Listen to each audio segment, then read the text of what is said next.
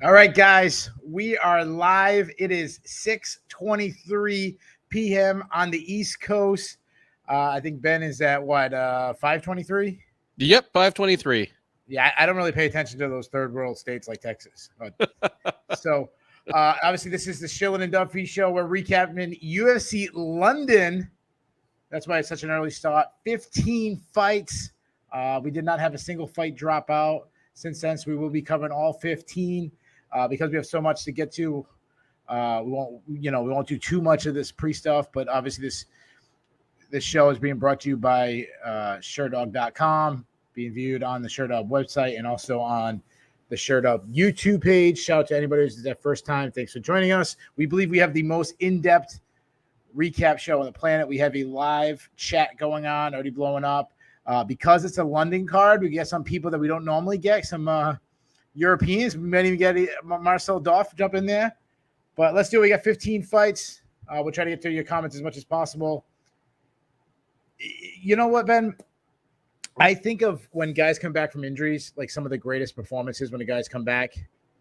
This one's got to be up there. I think of the Dominic Cruz when who did he smoke in like a minute? Takeo Mizugaki. Yeah, and he was out. This is, Aspinall wasn't out as long, but, had to have surgery, everything.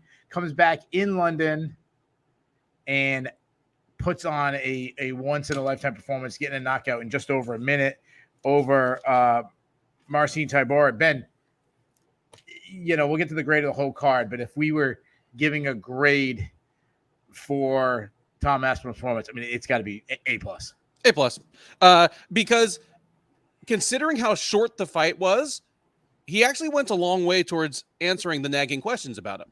Because, I mean, my biggest concern, if you told me, yeah, Aspinall wins in a minute and 15 seconds, would be, well, did we get to see him move much? Like, what did he look like? But we got a pretty good glimpse. I'm ready to jump in on a superlative here. Like, you're normally more Mr. in the moment than me, but okay. Tom Aspinall is the fastest and most fluid heavyweight that size that MMA has ever seen, period. Wow, ever. He looks like what it would look like if Cyril Gane actually wanted to hurt you. Like, fighters, and I'm talking about full-size heavyweights. Like, I'm not talking about, like, the hand and foot speed of, like, Prime Crow Cop, who was, like, 222 pounds in Pride. I'm talking about a big dude over 250 pounds. We've never seen one that moved like Tom Aspinall. Yeah. He is so fast. Oh, Ben, hold on one second. I'm sorry. Yo. How's that? A little better? Yeah. Sorry about that. I don't know why I didn't have the light on. I thought you were in mourning for Molly McCann, but we're not even to that fight yet. Yeah, sorry about that.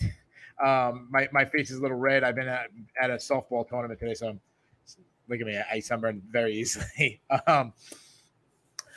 Yeah, I'm sitting there. I'm trying to think of who can match his athleticism, and it's got to be a smaller heavyweight. Cain Velasquez was obviously one of the first guys I thought of. Mirko Krokop, is a guy that you think of. Yeah, Fedor was incredibly fast. Fedor is fast. Really early, Andre Arlovski. Yeah, Boss brought up Andre Arlovski. And right on my screen. Of all the people you've mentioned, Andre Arlovski is the only one who was over 240 pounds in his prime. Yeah, that's what I was getting to move at this speed. And that was the thing you have to ask yourself the question, when you have, what was it? It was a torn ACL, correct? Torn MCL, torn meniscus, and like a strained ACL. Yeah. So when you have a injury to knees, you go back 10 years ago, or actually I'm dating myself, maybe 20 years ago. Yeah, I think about Terrell Davis when he tore his ACL, he was never the same player and all that. Right. That's not the case anymore. Nope. You got running backs who return in 1 year, you quarterbacks return in 9 months, kind of thing. And MMA fighters, it seems like it's even quicker. Like, it was so quick, this return. And the question mark I had is, well, he's so known for his mobility, his speed, his footwork, being faster and more athletic. Will that have changed with a knee injury? Will he be slowed down? Will he be plotting? And no, like, he looked even quicker. And sometimes when you have that rehab, working on your knee and everything, you're focusing on your legs so much and you're doing so much, leg movements and that you actually can make it better. you know. And obviously I'm not talking from like a authority. I'm not a doctor or anything, but you know what I'm saying? Like you focus in on that area where normally he's fighting and he's not, like, all of his focus is on his knee and his feet and all that. I'm Marcin Tybura, who's a good heavyweight. Yeah. Like, you know, he landed 0 strikes. This was, if I was a teacher, I'm scoring a 99. I'm not giving 100. I'll tell you why later on. In the dude, seriously, but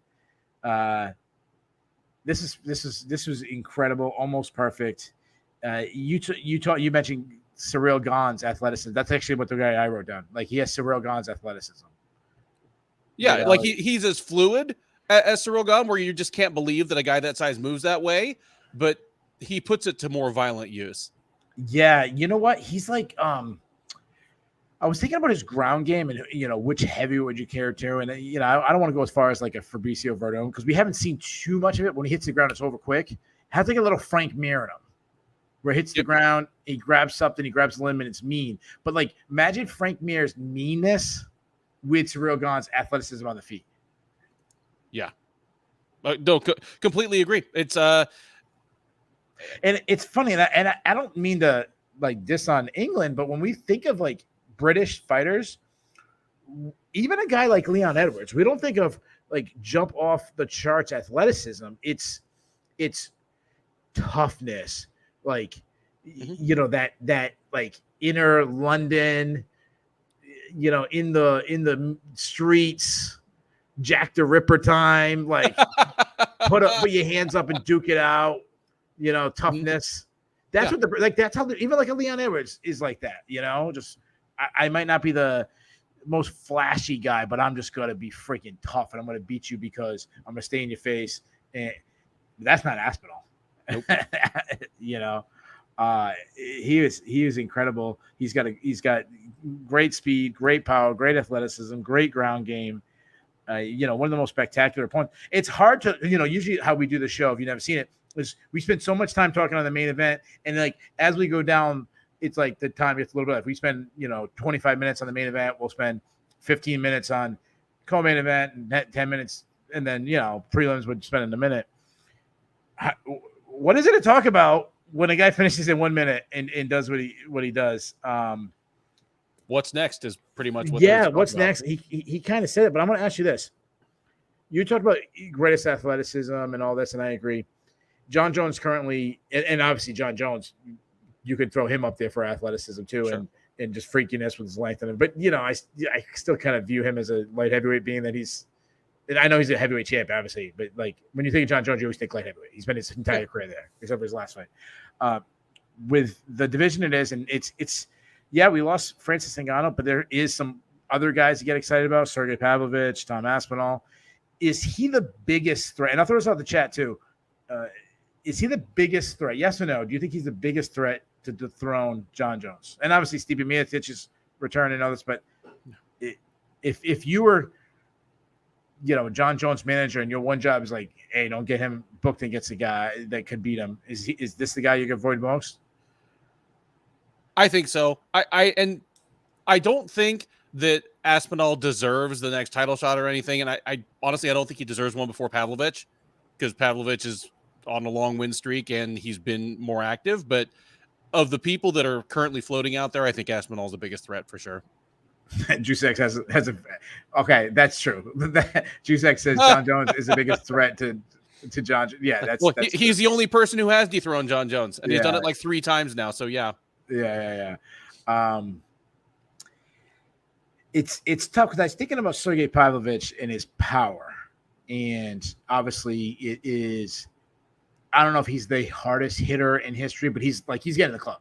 He's got the hall pass. Like he's you know, if he's not the hardest hitter, he's in that club with Mark Hunt and Francis Ngannou and Derek Lewis and, you know, I'll name the guys. Yeah. Shane Carwin. When John has seen human, it's not the power guys. You know, we've never really seen John Jones hurt. Like ever. It's been the guys that kind of can match his athleticism. I think of Dominic Reyes. Say what you want about Dominic Reyes, is a great, fantastic athlete. Yeah. I think of Alexander Gustafsson. I think of even Thiago Santos. Now, obviously, that changed the fight as the fight went on, but the guy that still, because of how explosive, that's why I think I agree with you. I think he is the biggest threat because of that style. And if Jones takes Aspinall down just by kind of folding him in half with his hands, like he did to Gane, like just made origami out of him, I will eat this hat. I'm sorry, say that last part. If John Jones fights Tom Aspinall and he takes him down basically just by folding him in half with his hands, like he did to Cyril Gane, I will eat this hat. Like that's not happening. That's the other thing. He's a threat. Say what about Alexander Gustafsson. He was never a threat in the ground. Not bad ground fight, but he was never a threat. If you take him down, he wanted to work back up to his feet. It was hard holding him down. And he had underrated for a kickbox. He had an underrated wrestling game himself, but he was never a threat. Tom Aspinall was a threat on the ground. Tom Aspinall's bigger than John Jones. Oh yeah. I think he hits harder than John. Not that John Jones has ever been known for his power. Hits harder than John Jones. Even this big power lift in John Jones, I think he's probably stronger than John Jones. Probably. I mean, He's Jones is younger always than John Jones. Yeah, Jones has always been stronger than he looks. That's the freakish thing. Like especially early John Jones looked just like a tall, skinny guy, and then he was just like suplexing, Stephan Bonner and stuff, and but I agree. Like raw strength, Aspinall's got to be stronger. He's just so much bigger. And I think the UFC, if they get the right marketing people, and when I go in the office and set my lineup for the next card, I might mention this to them. If they have the right marketing people, I do think. I mean, Aspinall, his personality keeps coming out each fight. The UK scene, you don't have to have the biggest personality. The UK, it's like the area is a personality. Yeah, you know what I mean. Like that's like these people are going bananas for like Nathaniel Wood, and Davey Grant, McCann, and So between obviously John Jones, who me and you think of the greatest fighter of all time, the big personality UK, I think Sergey Pavlovich, I've always said he's like you can market him as the Ivan Drago, puts everyone at one punch. I must crush you personality, doesn't talk much. I get almost like a charm to that. Losing the heavyweight champion, Francis Ngannou, is never a good thing for the division. But when was the last time you were this excited for the division? It's been a while. I think the DC Stipe, but it was just them two that I was excited about. I wasn't excited about like what's after that.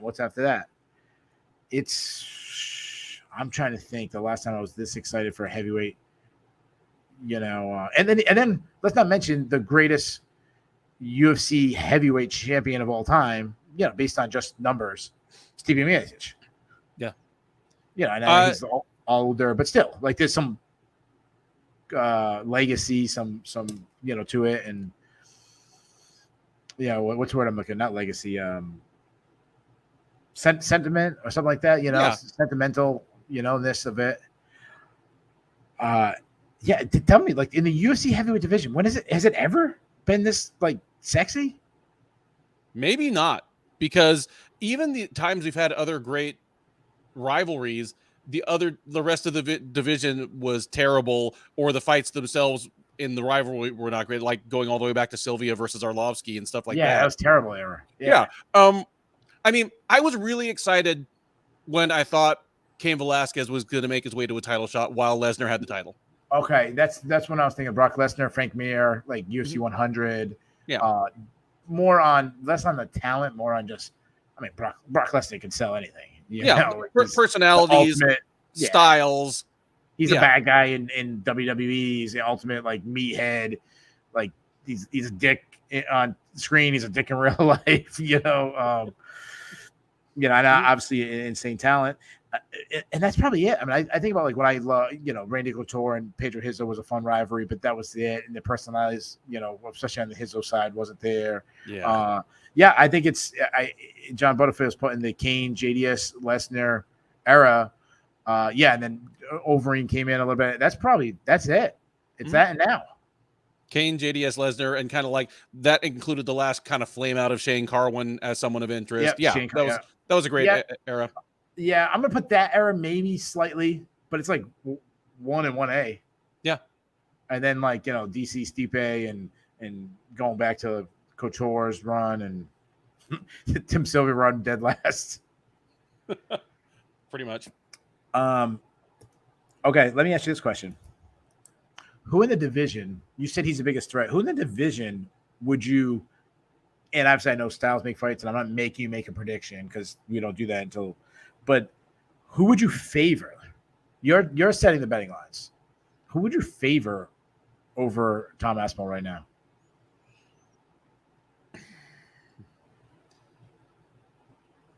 That's a good question, man. Like, I would still like to see. I mean, it doesn't make sense now, but Aspinall versus Blades was a really interesting matchup to me. Blades is a tough matchup for anybody just because of his style.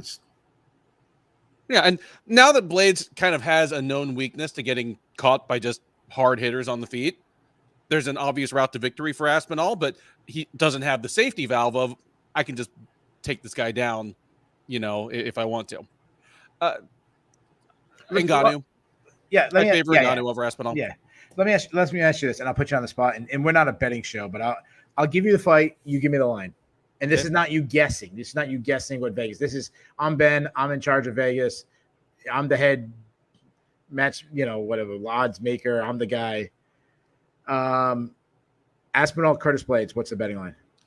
I'm opening that up with Aspinall around -150, Blades +120. I think that's fair. I'm going to go a little higher, like -185, something like that. Okay.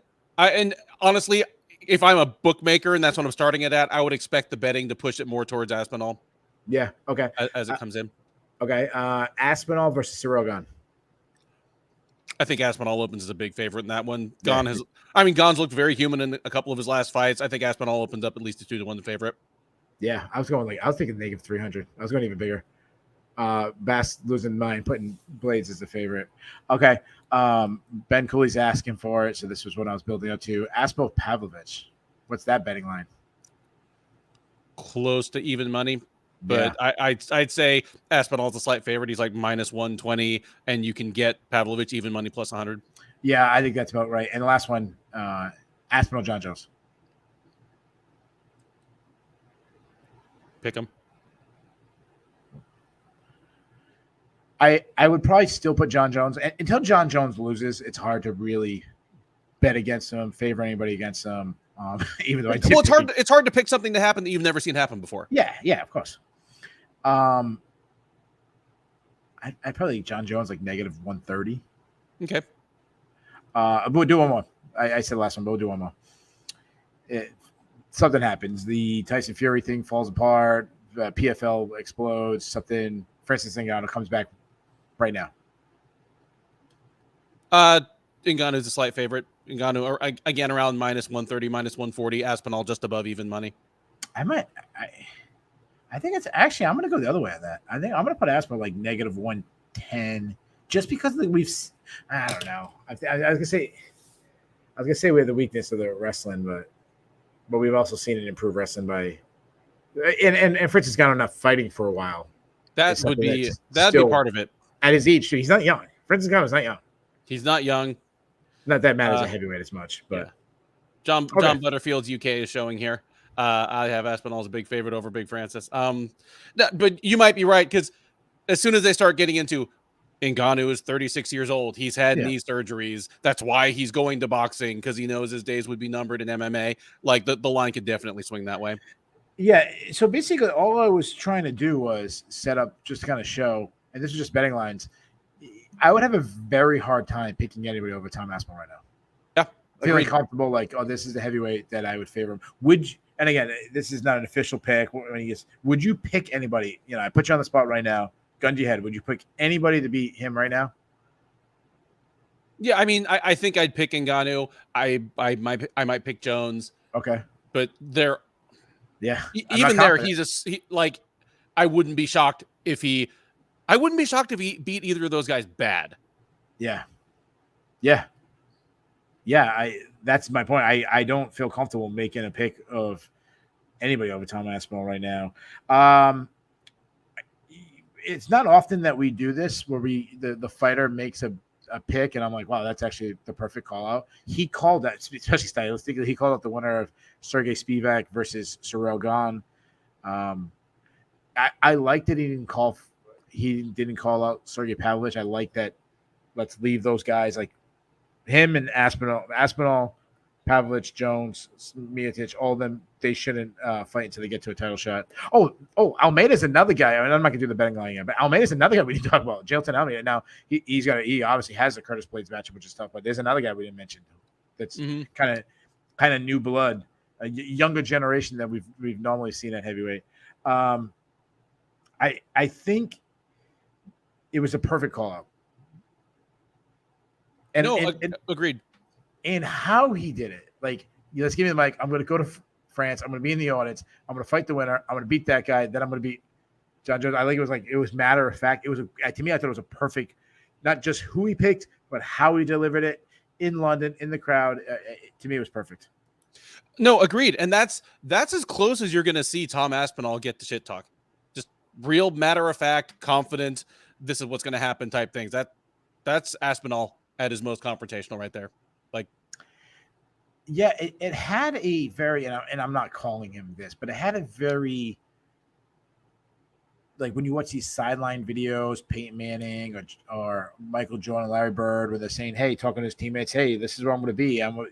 The guy can't cover me this side. He just says it where they're trash talking, but not in a cockiness way, or I'm trying to just like, I'm better than him. This is what I'm going to do. Yeah, I'm in the zone right now. This is what's going on.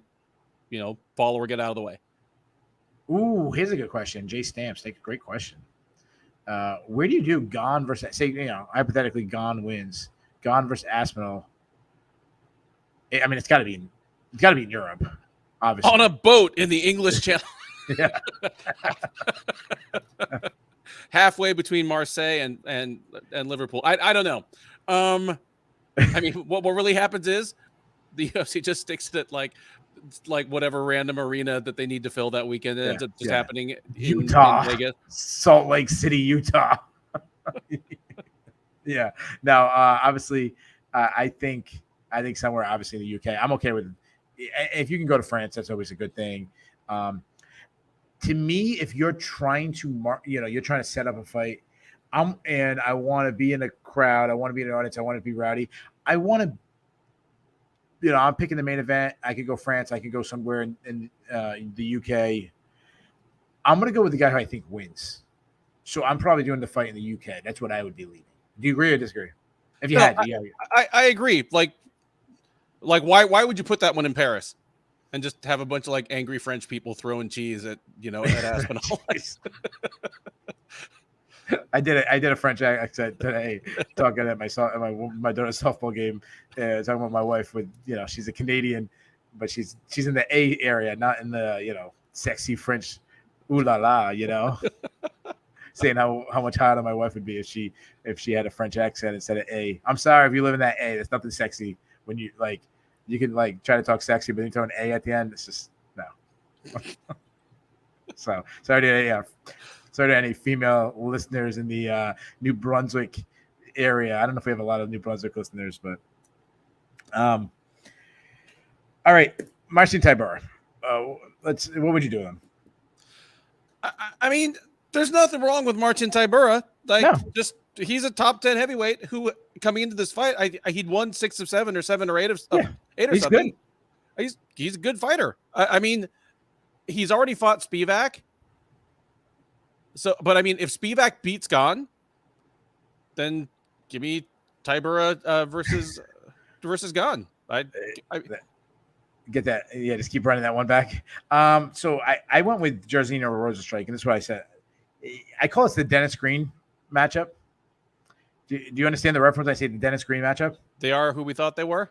That's what they are. Who they thought they were. Just 2 heavyweights. They are. They're good, but this is, we know what their ceiling is. We know what their floor is. They are who we thought they were. Right now, I'm doing an American football reference on our European card. We have more European listeners than ever. So most of these guys don't know what the hell I'm talking about, but They are who we thought they are. We let them off the hook.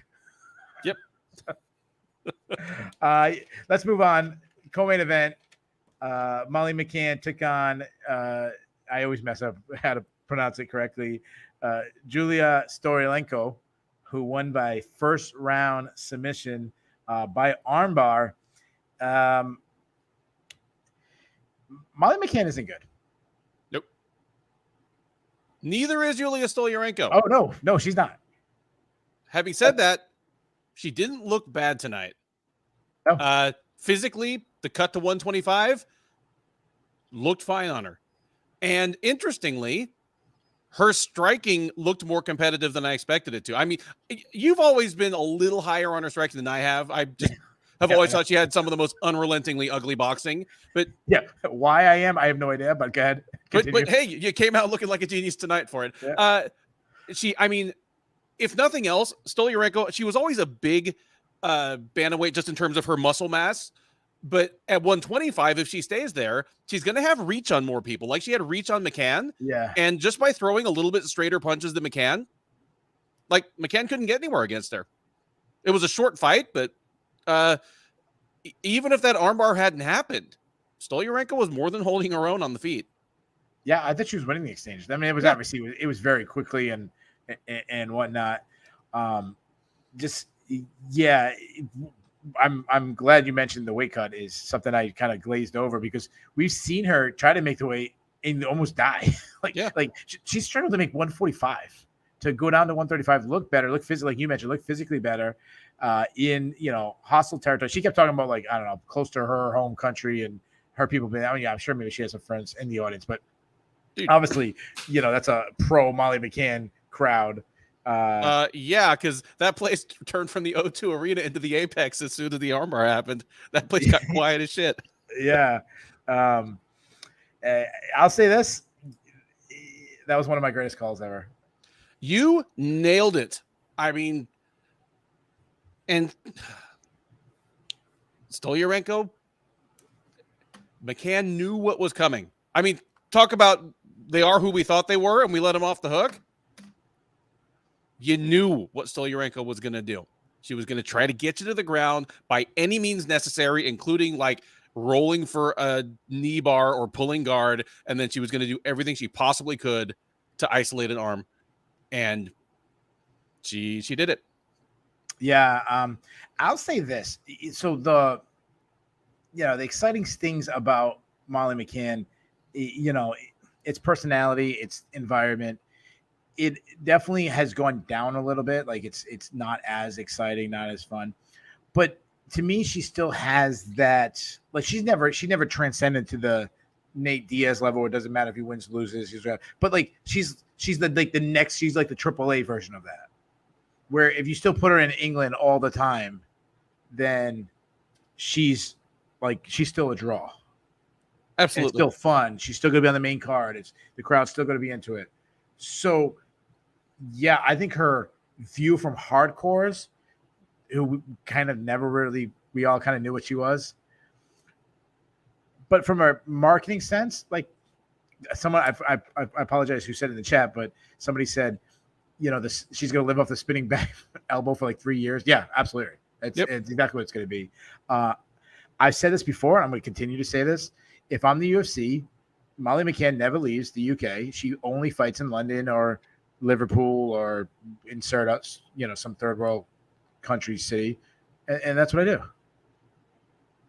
I agree. I was thinking, well, no, I mean, we've been saying before this, like, yeah, why would you ever book her outside the UK? Just make her the female Gunnar Nelson, like just, like dust her off, like pull her out of storage every time you go to anywhere in the UK. I mean, considering how she goes over in London, I imagine if they put her in Liverpool, the place would just come unglued. And that is why the UFC needs to keep Mandy Baum on roster, because it needs someone to feed to her next time. I'm sorry, it's keeping who on the roster? Mandy Baum. Oh, Mandy Baum. Yeah, that's not the name I thought of. Yeah, that's actually good. Yeah, that's a really good choice. Someone who's not going to grapple you and doesn't have much power. Yeah, that's actually not a bad call at all. I think I like that better than the person I was going to match her with. I was gonna match it with Maria Agapova. Maria. I don't know how to say her first name. Agapova. Oh, versus Maria Agapova. I like that a lot because Agapova is a weird goofball, and it would just be fun to see Yeah. her get super tired and then get spinning back elbowed by McCann. Yeah, I like Yeah, that. but I think Manny Baum is even. I think that's even better. So I think I'm gonna trade my pick to go with Manny Baum. Andrew Nate says McCann versus. It says Holly Holm. I'm assuming he means Holly Holm. Holly Holm is bigger than McCann and would really beat up. Yeah. Ooh. But yeah, and just real quick, if this is your first time, I know that we, when being this start time, and I still know it's what's it like, almost midnight, I think, in the UK. So we understand it's very late, but for UK people who watch MMA, that's not even close to being late. Yeah. But if this is your first time watching, I make this joke. I don't know how we ever started it, but I call every country that is in America third world. It's just a joke. So I just want our usual listeners know that. He even calls parts of this country third world. Yeah. I mean, Keith is ruthless. It's just we're all orbiting around Rhode Island, really. Like, yeah, going back to the Dennis Green with Sterling, we didn't mention Sterling. Like, yeah, she looked better, but like, I'm not excited for her. She is what she is. She's a specialist, a ground specialist, and she's 1-6 in the UFC now. Like that's she's 1-6. She was 0-6. Stoliarenko was 1-5. She'd only beaten Jesse Clark. So Stoliarenko's no, she's not one. So she's 2-5 now. She's 2-5. Yeah, 2-5. Sorry. Come on, put some respect on her name. Yeah. Speaking of her name, like I love how Bisping was basically learning to pronounce her name in the middle of the broadcast. And he turned it into something that has like 7 syllables. I don't know. Oh my God. Oh, kill me. Anyway. Oh my Lord. First of all, my 30C West. We always pick a listener of the night. I'm gonna go with the worst listener tonight. That's 30C West. Hating on the TV show Brotherhood. I have a friend that was a recurring character on that show. He was the Italian. They had him as an Italian butcher, even though he's Portuguese. He says Portuguese if you ever met, born in Portugal, but he was the Italian butcher where they used to like bury bodies in his shop and stuff. My friend Larry DaCosta, look him up, world famous. Anyways, he was in a bunch of other movies too. He was in an MMA related movie. He was in what's the one with Adam Sandler? No, not Adam Sandler. The fat guy, the fat comedian, King of Queens, Kevin James. Sorry, Here comes the boom. Here comes the boom. He's one of the you remember you've seen the movie, right? Yeah. He teaches like immigrant class, people trying to become the citizens and stuff, teach them English. And my friend is one of the people in the class. He's there cheering him on at his things and stuff. So yeah. All right. Nathaniel Wood versus Andre, and guys, we're gonna have to go a little quicker because with 15 fights, we still have 13 more to go, and then all the fun stuff. Nathaniel Wood took on Andre Feely, winning a unanimous decision. Extremely, really good fight. How did you scored it for? I scored it for Wood. I gave Wood the first and third rounds. Same. I don't think there was any controversy, but I mean, Jay Petrie, Sherdog associate editor who does the play-by-play, said something in the Sherdog Slack. I've never heard of him. Yeah, I mean, he's a pretty obscure guy, but he said something that for me sums up the whole fight. Feely's going to be kicking himself tomorrow when he watches this fight back. Oh, absolutely. Oh, yeah, 100%. Let me say something real quick. Side note: it's a little early, so we can have a little bit more fun. And Jay's a good dude, and Jay needs to be a bigger name in the MMA world. I mean, he obviously is. Jay might be the most intelligent, knowledgeable person when it comes to MMA. Like the stats in the figures, he can just pop off his head. And you don't follow him on Twitter and read all his columns. He's absolutely brilliant. So shout out to Jay, who's he's like do you remember when they had a TV show on ESPN? I think it was ESPN, Stump the Schwab. Oh yeah. It was like this nerdy guy that no one could beat him. Yeah. And yeah.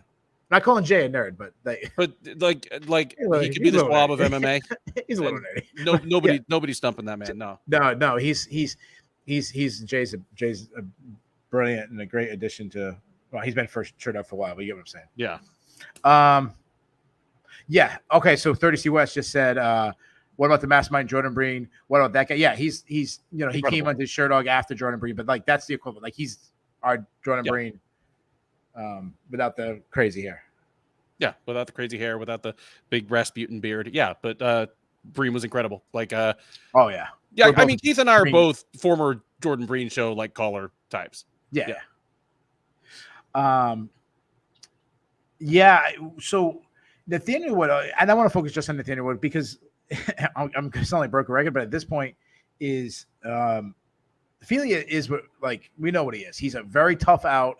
He's a usually pretty intelligent fighter, pretty talented. He's got some limited abilities, but he's like, you beat Andre Feely, you're a solid fighter.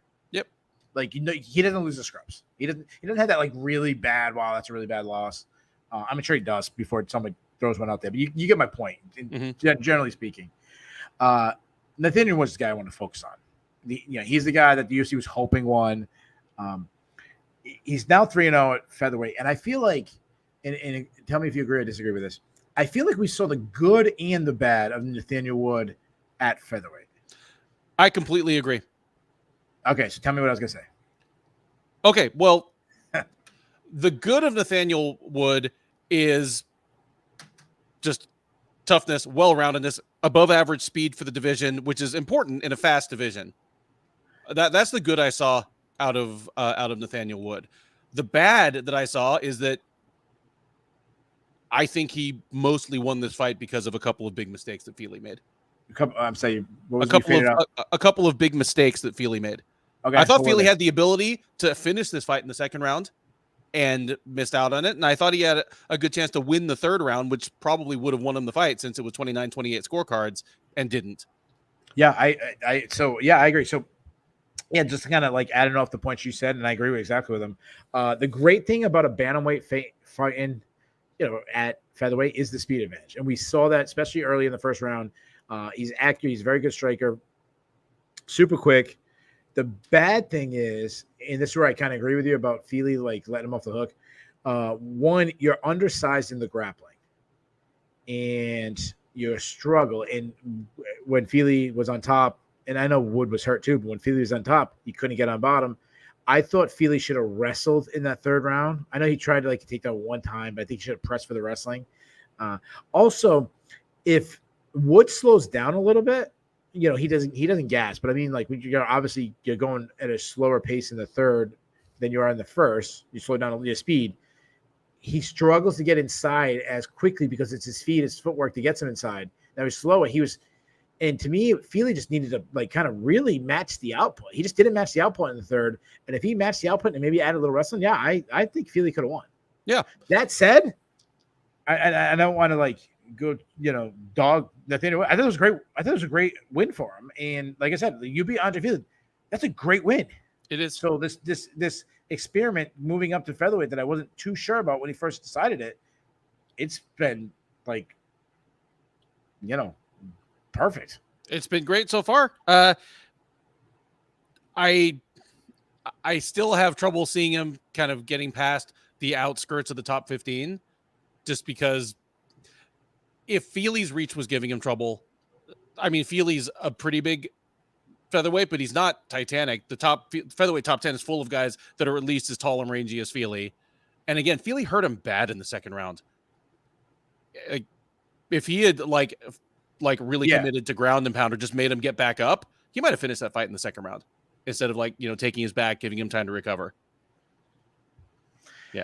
Yeah, that's true. He had him hurt, but I think you could say the same thing. Wood had Feely hurt too at times, and wasn't able to finish him again. The punching power at upper weight. I just think of what happens when he faces, if he continues when he faces a Max Holloway, a big, a Calvin Kattar, a guy who's big, long, lengthy. I know he's not fighting anymore. And I know there's been rumors for a long time that he's coming back, but Zabit Magomedsharipov, how big he was facing a guy like that. That's where, Feely's, longer, bigger guy for the weight class. But let's match make. When you're 3-0, you start, catching some eyeballs. You beat a good guy like Andre Feely. What would you do with him next? Before his weird freakish injury last year, he was supposed to fight Laurent Murphy. They both won tonight. I don't hate that. Ooh, remember, it was Wood versus Murphy that got scotched when he cut his knee in training. Doing a in-country battle. Yeah. Where would you do that fight in Utah? Utah, or maybe the WinStar in Thackerville, Oklahoma. Yeah. The That's Bellator's Stanford Pentagon and Sioux No, that's Falls. Bellator. You can't go there. That's like that. Even in Thackerville, they didn't have even heard of the UFC. All they know is Bellator. Do it in Abu Dhabi, like there's a lot of neighborhoods like you mentioned, like, so where I live, Rhode Island, it's all a bunch of different neighborhoods like that. Like where I grew up in even though I don't look it, I'm actually I have a Portuguese background. Like I look like my dad. My mom is dark skinned. Like you'd never know it. But I grew up in like a Portuguese neighborhood. There's Italian neighborhoods. Is there like an area in America where there's like a strong English population? Like this is all the English immigrants came and they stayed. I don't know where, Vermont or something. Like I don't know, man. That's where we need to happen. Don't do it in London. Give whatever.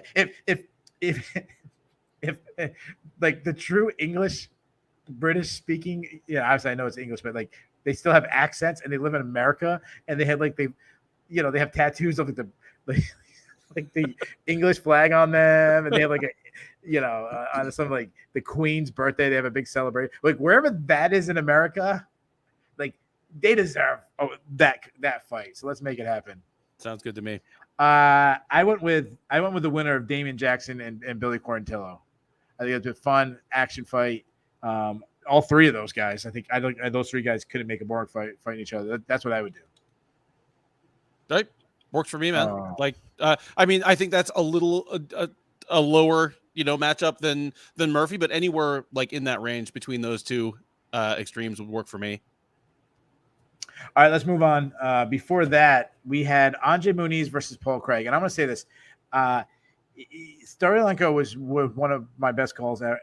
Muniz Craig was one of my worst. I thought Muniz was going to kill Paul Craig. Oh, me too. And I thought specifically Muniz was the worst possible type of matchup for Craig in his first drop to middleweight. I was like, here's a guy that's a better all-around grappler and is a physical stud and big for the division. This is the worst possible opponent for Craig to come in against. And I was wrong on every possible front. Paul fucking Craig, man. This is the best he has looked in his career, period. This is his best performance because it wasn't just the get my ass kicked until I throw up a Hail Mary or bully a really, really washed fighter. He out-grappled Muniz in every position. That was the crazy thing. He just went to the ground fearlessly with Muniz and was a step ahead of him in transition, was just as physically strong, and eventually broke him. Unbelievable performance by Paul Craig. Yeah, I agree. I'm still very suspect of his boxing, but he physically, I couldn't believe he made the weight class. He physically looked good. He didn't even look that different. No, he looked huge as always. Did he have a thumb on the scale? I'm still, his lack of athleticism is, his lack of boxing. He's always had a decent kicking game, just long legs and everything, especially middleweight. It'd be even better for him. It looks like what I like about him at middleweight is it's like a fresh start. Like he went on, he's had this run in light heavyweight, it was looking great. And then all of a sudden, like, no, he lost a bunch in a row. It's like, all right, he is like whatever. He's not good. Now at middleweight, it's a brand new fresh start. You beat a top ranked middleweight, and like 2 wins, and he's getting a title shot. Hey, J-Sex is saying Paul Craig had a call out backstage. Guess who he called out? Fuck off. I believe you ain't ready. Knows. You ain't ready. You ain't ready. I love Paul Craig. You ain't ready. Listen, people talk about hands. I know Bo Nickel got better hands than Paul Craig. I know that. And it really turns into him throwing up submission at the back because you will not pull. Honestly, no, seriously. If I'm Bo Nickel's cornerman, and I say to Bo, hey Bo, pretend like you've never wrestled a day in your life. Don't go for a takedown. Stop his take. If you can't take down. I'm gonna go to a side tangent again because I get these people. I see it all the time. Bo Nickel gets asked about the wrestling of Chimaev and he answers it, and everyone shits on him. It's like he's only talking about actual wrestling. But, Paul Craig. If you can't take down, who's the light heavyweight he just fought? I can't think of his name. The guy who fought DC for the title. Not Ankalaev. You know what I'm talking about. The Swiss guy, Volkan Oezdemir. What? Oezdemir. Usman, yeah. If you can't take Usman, you're not taking Bo Nickel down. Ain't happening. There's about 3 people walking the planet Earth who can take Bo Nickel down. 3 people in his weight class, maybe. Okay. Yeah. I would tell Bo Nickel, just pretend you're a boxer and stuff takedowns and then just piece him up with your hands. And eventually, you're probably not going to knock out Paul Craig because he's so freaking tough. But he's going to stop butt scoot on you, tell him to get up. Yeah. I mean, the problem would be with Craig being that tall, would Nickel be able to hit him in the nuts? Since that's like a pretty important part of his offense so far. Stop it. Stop it. Stop. Talking about my Lord and Savior. All right, now I'm gonna go back to what we were talking about. Andre Muniz, he might be a front runner. He might be a front runner, and he might be a guy that's sort of starting to melt like Bruno Silva. Yeah, that's what I mean. Like if he's not being able to bully guy and the guy hasn't checked.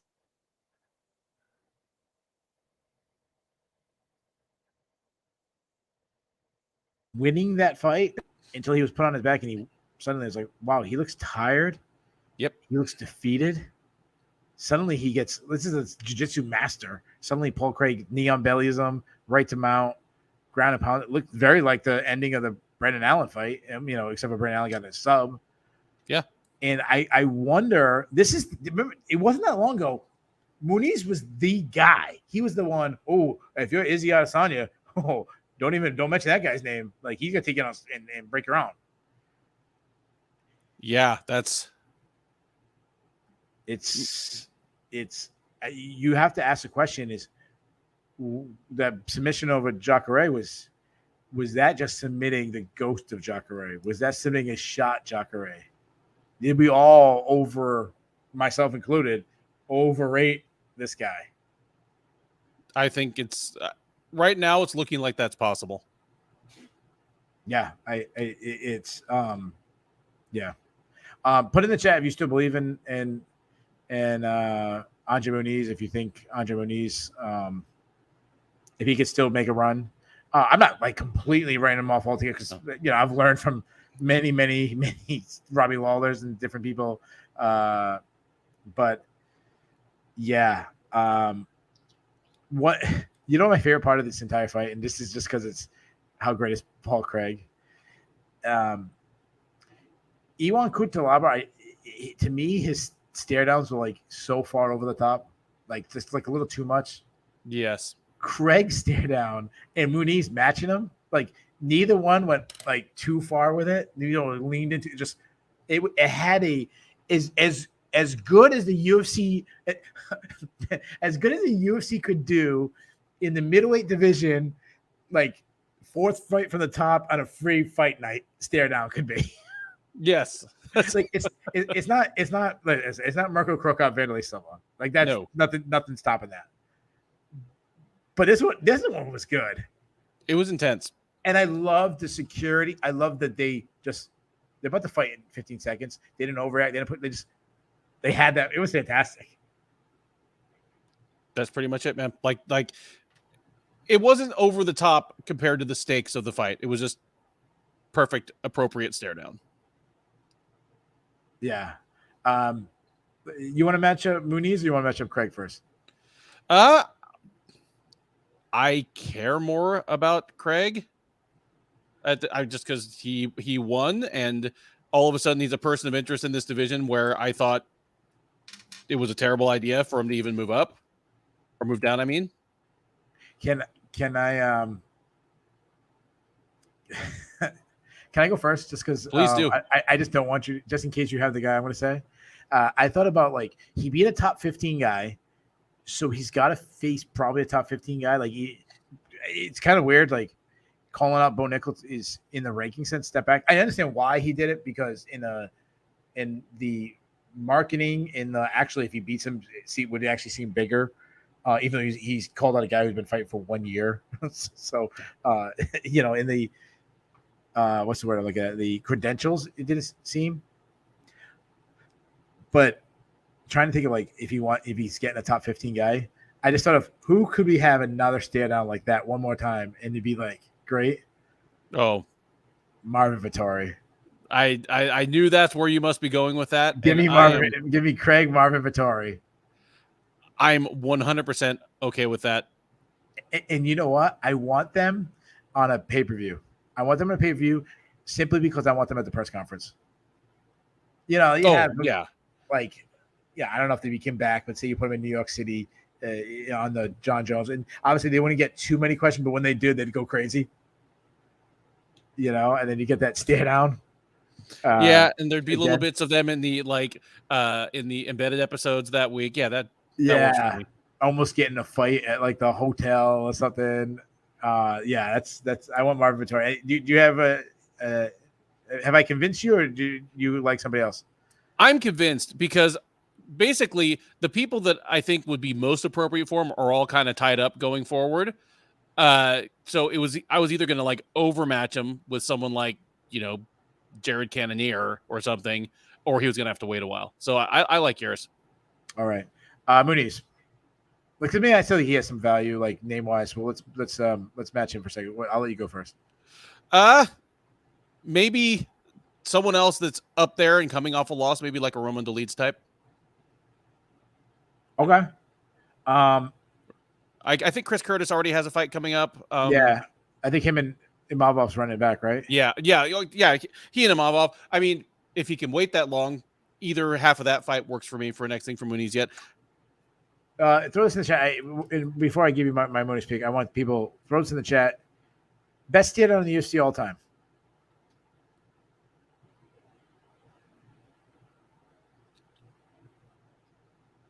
I mean, this one was great, but it can't be the best. Like, there's got to be something better. And I'm sure there's like an obvious pick. You're usually the one who goes in for the pro wrestling stuff more than me, but I like the gimmicky stare downs. I like Anderson Silva versus Vitor Belfort, where he comes out with like the little Jabberwockies mask. Okay, all right. Or I like the ones where Joanna Jędrzejczyk was giving people like pasta necklaces and stale cookies and shit. Like I love those.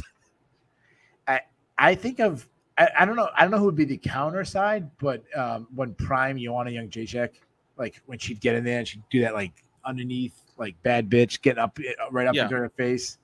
Chuck and Tito, I feel like they had some like peak ones, and I'm sure there's other ones we're not thinking of, but if there's ones that top us, and I'm throw it in there. I'm sorry, I already forgot. Who did you say yours was? Mine? Yeah. Oh, well, I mean, no, for Muniz. Oh, Dolidze. Oh, yeah, Roman Dolidze. Sorry about that. I went with Brad Tavares, Chris Weidman winner. I can't believe Chris Weidman's still fighting, but yeah. If Weidman wins, like just his name, he's gonna have to fight a big name. Though I might be taking Brad Tavares in that fight. Just little.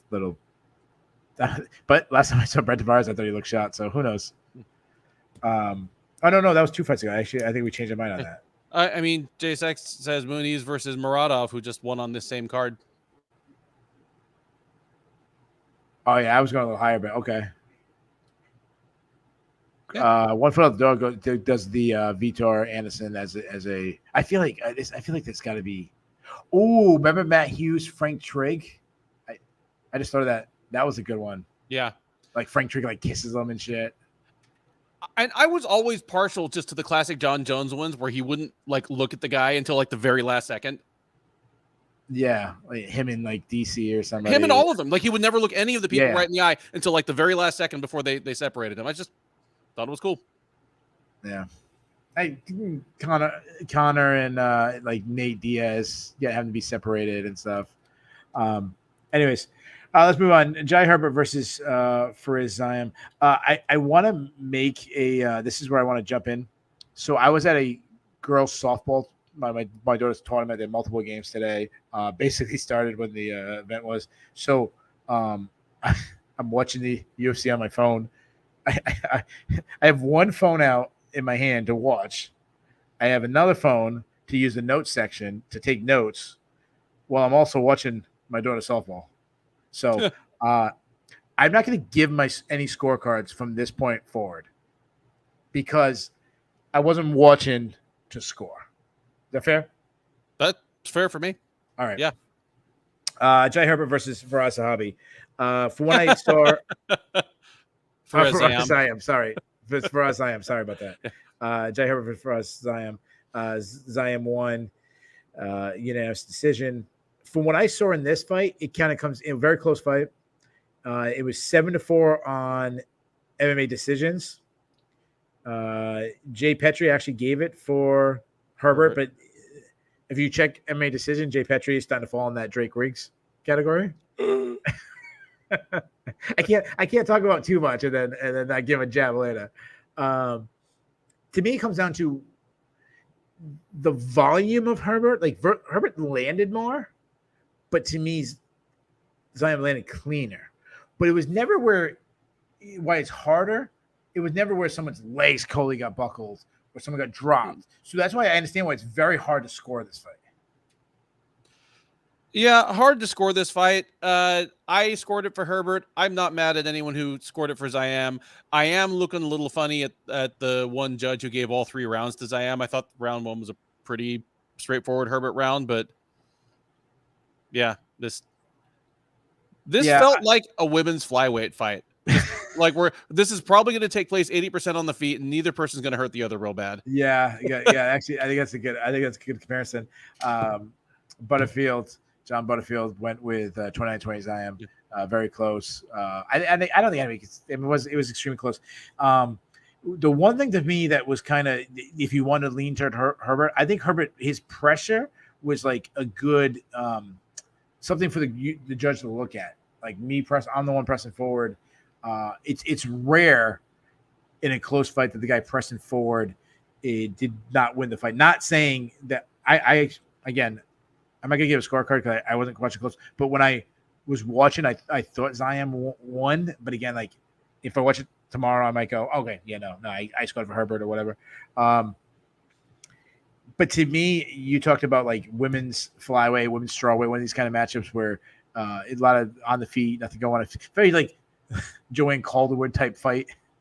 To me, whoever lost this fight, it would have been where they're going to lose some sleep because all you have to do is step on the gas a little bit more and they might have won. Yeah, no, completely agree. A couple people have commented in the chat here, and I completely agree that Herbert has gone from kind of a wild man who I think probably lost a few fights by fighting too wild to one who's become consistently boring. Win or lose, his last couple fights have been rough. Nelson, Klein, Ziam, all stinkers, said Bob Timpson. And this one, he's trying to do his best, like Mark Diakese. Like he's trying. Nice job. Technical about this. He's funny. For those listening, girls softball over Jai Herbert fights. Yes, greater than Jai Herbert. That's true. Hold on. Depends on the game. Maybe not. Today was a good day for my daughter's softball. Was she pitching today? Yeah, she like it.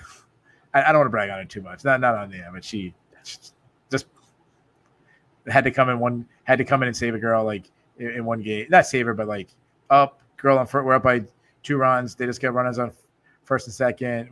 1 out. Bottom last inning. Hey, Lila, come on and clean it up. Yep, there you go. And then another game mowed it down. Just too easy. But he's trying to like do a Mark Diakese thing about like trying to wrestle, but he forgot something. He doesn't know how to wrestle. Like the thing about Ziam is his weakness has been his lack of wrestling. Yep. And he looked like a prime Jose Aldo out there stuffing takedowns and wizard kicking and stuff. Pretty much. Thanks. That's good. All right, let's move on. Lerone Murphy took on Josh Culibao, winning by unanimous decision. Murphy is undefeated in the UFC. He's been in the UFC for a while. Is he like the quietest undefeated run someone's been in the UFC for like this long of a period? I know. Are you just saying this because I said it on the preview? Oh, did you say that? Oh my God, did you say that? Yeah, I was like, maybe it's because he's been injured a lot, and so he only has like 6 fights in 5 years or whatever. Yeah. Or maybe it's because he has the draw. But yeah, this is about as quietly as you can make an undefeated run in the UFC in a division like featherweight. But let me tell you what happens. I don't know if this happens to you, but this will be for the listeners. One thing we usually not always, but usually we tape Sunday for. We used to do it Wednesday before. We do Wednesday. Well, actually, hold on. When we first started, we do Wednesday the week of the fight. Then we realized that shelf life was too short. We went Wednesday the week before. We did like a week and a half ahead. But then me and he always would not be enough tapes anyway. That's so we can't. So we got to Sunday. So we tape Sunday. It's posted for Monday morning. But what happens to me a lot, we tape Sunday. By Monday, I'm already working on the next card. By like Thursday or something, I'll think of a fight that's going to happen, Saturday that hasn't happened yet, but we've already previewed it. And it's like in my head as my prediction of what already happened. Like, it's something about like, I already had in my head that Panty Cannon's I lost. I'm like, oh, wait, they haven't fought yet. But like my prediction was she gets taken down, held down, and loses. It was already in my head. Yeah. I'll say this for Murphy. And a lot of people have thrown out things, that I was kind of thinking, like, he doesn't feel unbeatable. Like, he's unbeaten, but he doesn't feel unbeatable. He always feels like he's kind of cruising. This was a good performance by him. For me, it answered some questions because he saw where his advantages were against Culibao, and he was not afraid to leverage them. Like, his kicks were great. Like, he realized Culibao was having trouble with his kicks, and he kept using them.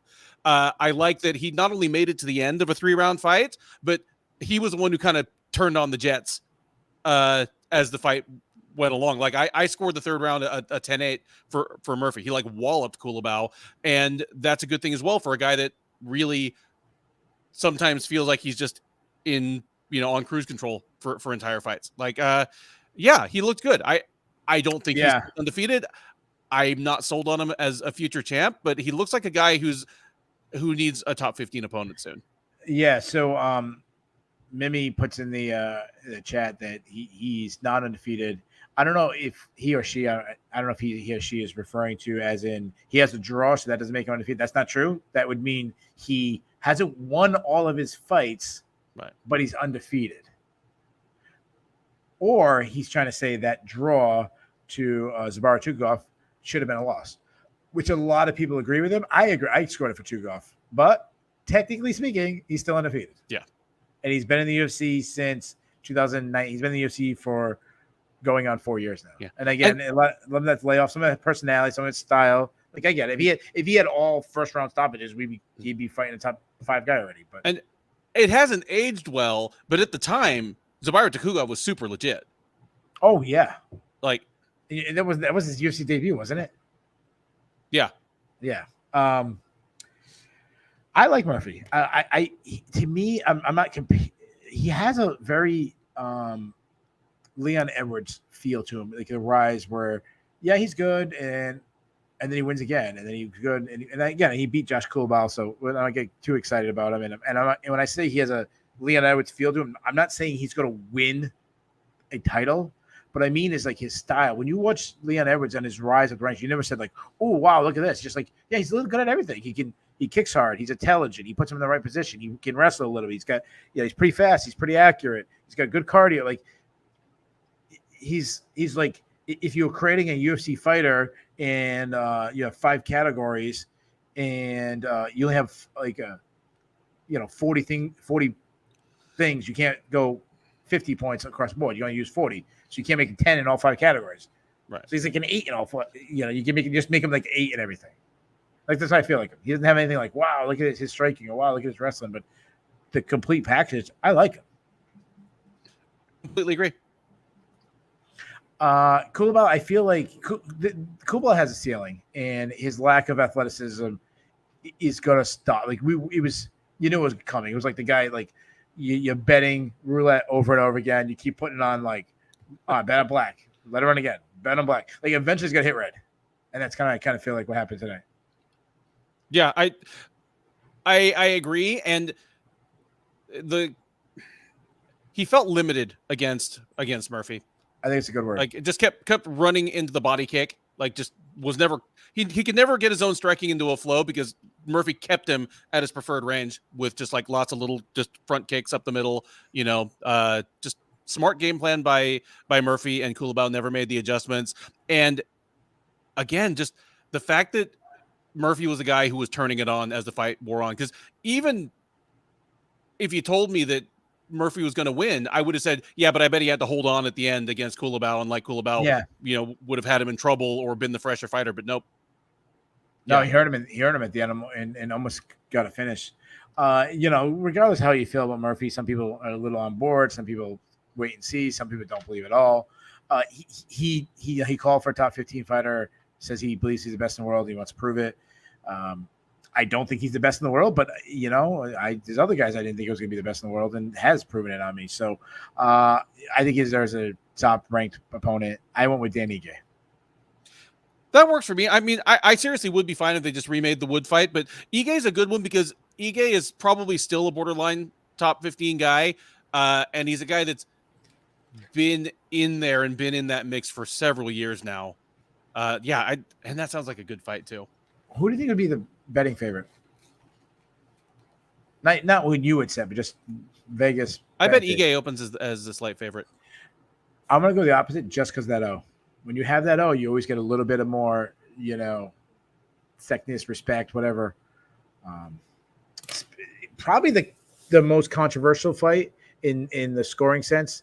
Davey Grant took on Daniel Marcos. Marcos won by split decision. Again, I'm not going to give my scorecard because I wasn't watching the score. I was watching softball and then looking and watching softball. I lose 10 seconds at a time as I'm looking up. Balls hit the outfield. I'm looking up. How did you score? Grant versus Marcos, 30-27 Grant. Oh, so you're feeling it was pretty controversial? I think it was pretty controversial. It's okay. I mean, you and I are both really slow to bring out the R word, but this was about as bad a decision as I've seen on a UFC card this year. Really? Yeah. Individual rounds were pretty competitive, but I thought Grant won all three of them. All right, this is what I'll do. I'll do this. I'm going to rewatch this fight sometime between now and next week's recap show, and I'll throw it out to the listeners. Next week's recap show, and obviously it's a pay-per-view. It'd be a little different, but sometime remind me just real quick, hey, give us your score, and I'll give you my score, and I see if I agree with Ben. When I was watching it, it kind of felt similar to the Herbert versus Zion fight, where it's more like the clean striking versus the volume, but even more volume from Davey Grant, because that's how Davey Grant fights. Like Davey Grant's, so regardless how you feel with Robert or not, you're only a second fight in the UFC. To beat a guy like Davey Grant. I feel like Davey Grant, how I feel about Andre Feely, where he'll never be a contender. He'll never probably even be like a top 15 guy, but like you beat him, you're pretty good. Agreed. So I did look on MMA decisions. It was 12-2 for Grant. Okay. One of the scorecards was Dan Levy for one of the scorecards for Marcos. I like Dan Levy. I think he's good predictions and everything, but he's a betting show.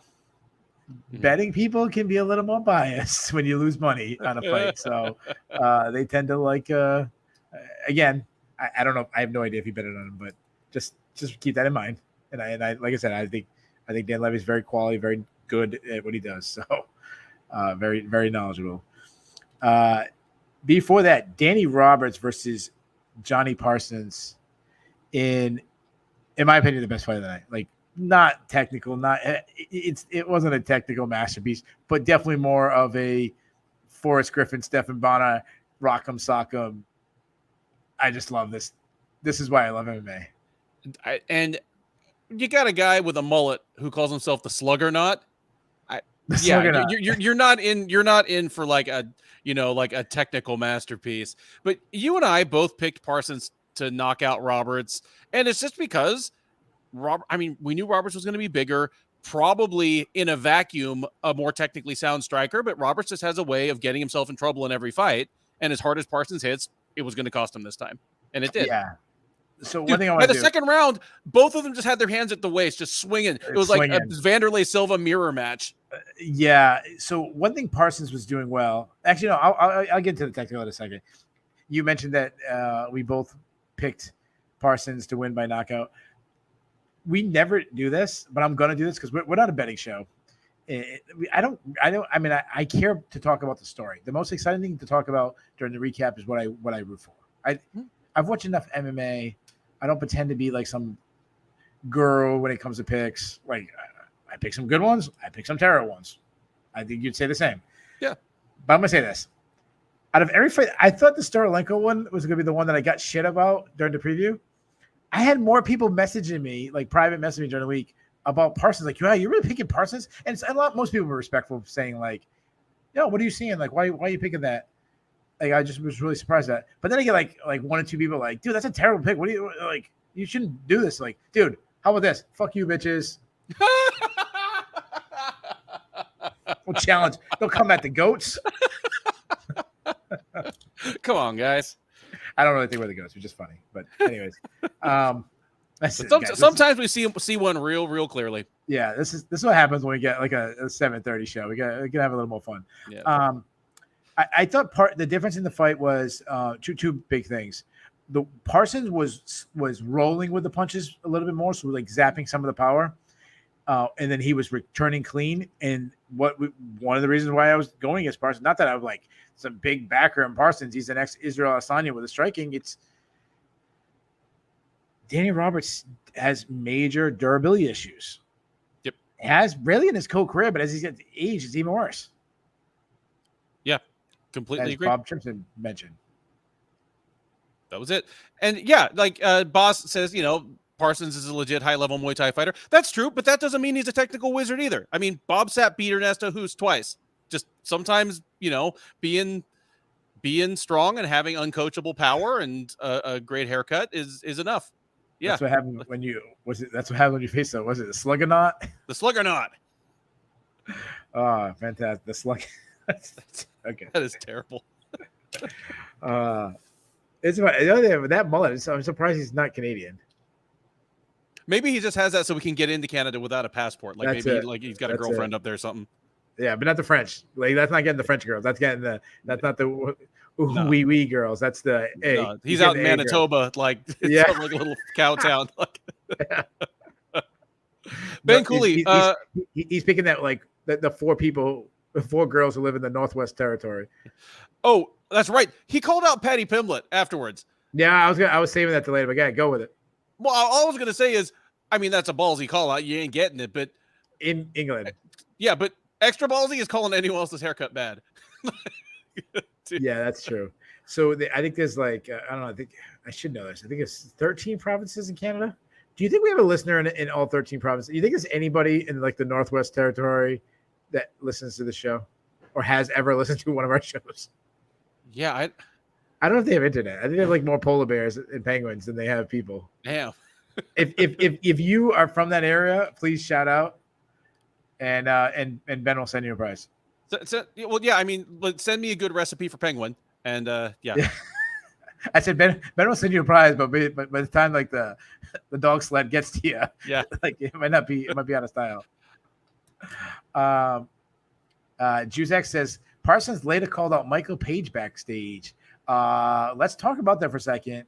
Not necessarily Parsons versus Michael Page, but is the writing on the wall as Michael Page was in a which makes sense, English fighter and everything, but the UFC showed him on camera, big pump for the crowd. They it wasn't like, oh, they glanced over him. No, it was like we focused on him. No, they let him do a whole like little Michael Page routine. Hottest free agent. Yep. I think everybody hopes he signs with the UFC. Yeah, obviously the style of his fights, the style he fights, the personality, everything. He does have a little bit of Izzy, like kind of Izzy's personality, like kind of he tries talking trash, but he's not good at it. But obviously his style of fighting is fantastic. And once you see him dancing down the aisle in like a Naruto costume with like a little like knife held between his teeth, you're gonna be a fan. Like, give me that man, versus unranked UFC welterweight 4 months from now, please. Ben Cooley said they actually displayed his Bellator record on the burger, which is surprising. Maybe not surprising, as it sounds like Bellator. I don't know if the rumors, but there's rumors that Bellator might not exist much longer. But Bob Chipson says, too late for MVP, in my opinion. I actually agree, like, in the sense, like, is he going to make a welterweight run and win the title? Or, yeah, but not to the fans. Like, the fans are still excited. He was still the big headline this week for many people. So you can market him if you got him in the right matchups. And what I was thinking, if you want, to the people who don't know him, are they gonna buy like Bellator highlights? Because like, how are you gonna show, like, because that's how you sell him, his like jumping and breaking Cyborg's face and stuff like that. Yeah, that is interesting. Like, how they're gonna do that? Are they just gonna like show 10-year-old highlights of him killing dudes in India in like Super Fight League before he got signed to Bellator? I have no idea. But yeah, like Bob Chipson mentions him versus Kevin Holland. I was like, give me Wonder Boy, or hell, just give him someone like Brian Barberena back down at welterweight, who at least is going to march forward and get punched. Yeah, absolutely. Hell, my boy Alex Morono, I guarantee would sign to fight him tomorrow. Oh yeah, you know how to get him. Not saying he would sign tomorrow. He would fight him tomorrow. Yeah, you know how I would do if I was doing him. If I could match him with one guy can't say no. People gonna hate this, and this guy is not fighting anymore. He fought one time, as far as I know. He's done with fighting, but he recently fought for the UFC. Like, I'm using recently as in how you want. It wasn't that recently, but like it wasn't George St. Pierre. That's what I'm saying. I would give him, if he'd willing to do this, I'd give him Nick Diaz. Oh man, listen, Michael Page will murder him. Yeah, but that's how you use Nick Diaz. You use him to get over the next guy you want to be a star. You don't use Nick Diaz to give a win to Robbie Lawler as he's pretty much in retirement. No, you use him to make your next star. Now, again, I listen, before anybody comes out, I know Nick Diaz ain't. I'd be very surprised if we ever see Nick Diaz fight again. But anyways, agreed. Moving on, where were we? Mark Diakese versus Joel Alvarez. We'll get to the headbutt in a second, but I know MVP's 36, which is even like you. All right, we got to keep, like, people aren't gonna let us move on from MVP for a second. Yeah, he's 36, so the window isn't. You don't have a long time. That's why I don't do the Brian Burr. You give him Nick Diaz, which appears to be a big win, right? But now he's on a co-main event. People know he is, because wow, look at that incredible knockout he just did. He front kicked Nick Diaz in the face out cold, Anderson Silva, Vitor Belfort, something like that, and then he faces Colby Covington in the co-main event of a pay-per-view. Yeah, and Colby takes him down, mauls him, does what he does, or whatever. Bass throws out Tony Ferguson. That makes a lot of sense too. But Mark Diakese, Joel Alvarez. Let's put the headbutt aside for a second. Okay. Talk to me. What do you think of Alvarez's? Talk to me about both guys. What do you think about their performances?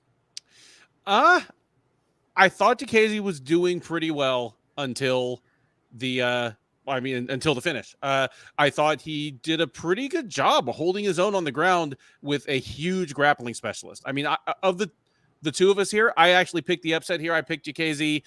You went with Alvarez. And even if I thought Diakese lost the first round, I felt pretty good at the end of that round. I figured, okay, if this keeps going on, Diakese maybe starts winning these exchanges later because I think Alvarez is going to get tired. It didn't pan out that way. So, yeah, it turned into a fight where, again, I keep coming back to the end. I wish it had gone differently, because I think we could have learned more about both guys. Yeah, I totally agree. Now, the first round was really fun. It was fun exchanges. Alvarez was getting the better, but Mark Diakiese did have some moments. Really fun. What Mark Diakiese did, what was extremely smart, and that was turn into D1 Diakiese, start wrestling, start winning. Smart. I had a feeling that if that round finished with him being on top, we would have saw more of those same in the third. So I started to feel like, man, the Alvarez pick ain't gonna look too good when he loses the last 2 rounds from wrestling.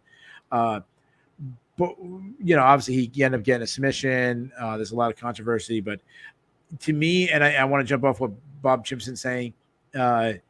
To me, Alvarez has a lot of tools in his submission game. He's got a lot of tools in his striking, his length. He does a lot of things that I really, really, really like. But the one issue why I can't believe in Joel Alvarez yet is, to me, he can't be elite until he shows an ability to stop takedowns. But even more concerning is the lack of urgency when taken down to get back up. Because you can go over some of the best fighters in the UFC history who weren't great takedown artists. A guy like Donald Cerrone, a guy like Dustin Poirier. They're not the greatest defensive wrestlers, but they would have urgency to get back up. Yeah. You couldn't hold Dustin Poirier down. That's not the case with Diakiese. He's too comfortable off his back. That really concerns me. Because he's going to run into people that he can't just win fights off his back or tap them out. Yeah. And for all we know, Diakiese might have been that guy, if not for the weird finish. We might have learned that about Alvarez tonight. That's part of what I'm frustrated about more than my pick being wrong is, you know what? Exactly what you said. We're waiting for Alvarez to hit a level of competition where he can't just win rounds off his back or tap out, or easily sweep everybody. And that might have been tonight because Diakiese was actually giving him some trouble on the ground. But now we'll never know. Yeah, I agree. That was something that, you feel a little cheated to not know and still have an unknown. They clashed heads. Mike Diakiese was clearly hurt. Alvarez acknowledged that he clashed heads. He stepped back for a second, yeah. And then the referee's continue. He did what he should have done. He should have stepped back to begin with. He went in. He went to the body. Didn't think hurt him.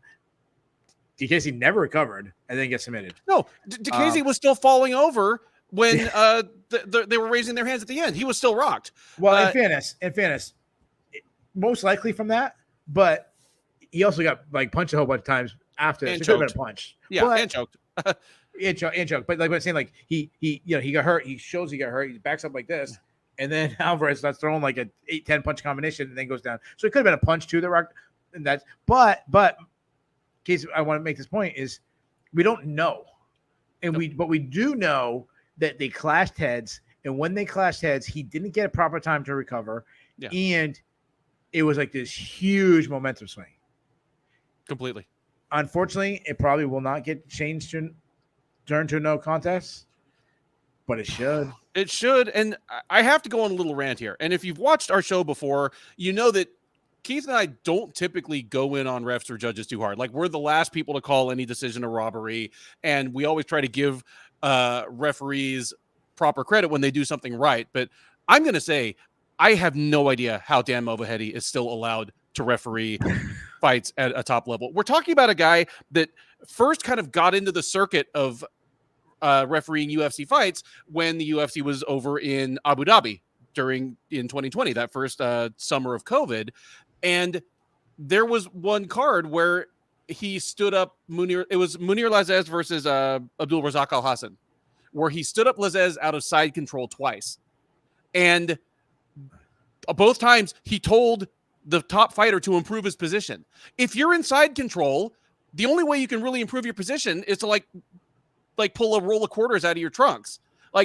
You're already in a dominant position. I don't know how that guy continued to get reffing assignments, but here, this happened because he was badly out of position. He didn't see the collision because he was too far away and he was on the wrong side of the fighters. It's basic reffing stuff, and he's not good at it. Yeah, no, it is affecting fight outcomes. No, he didn't do the Stoliarenko McCann fight, did he? Who was the ref in that? Because I know that was. I think that was.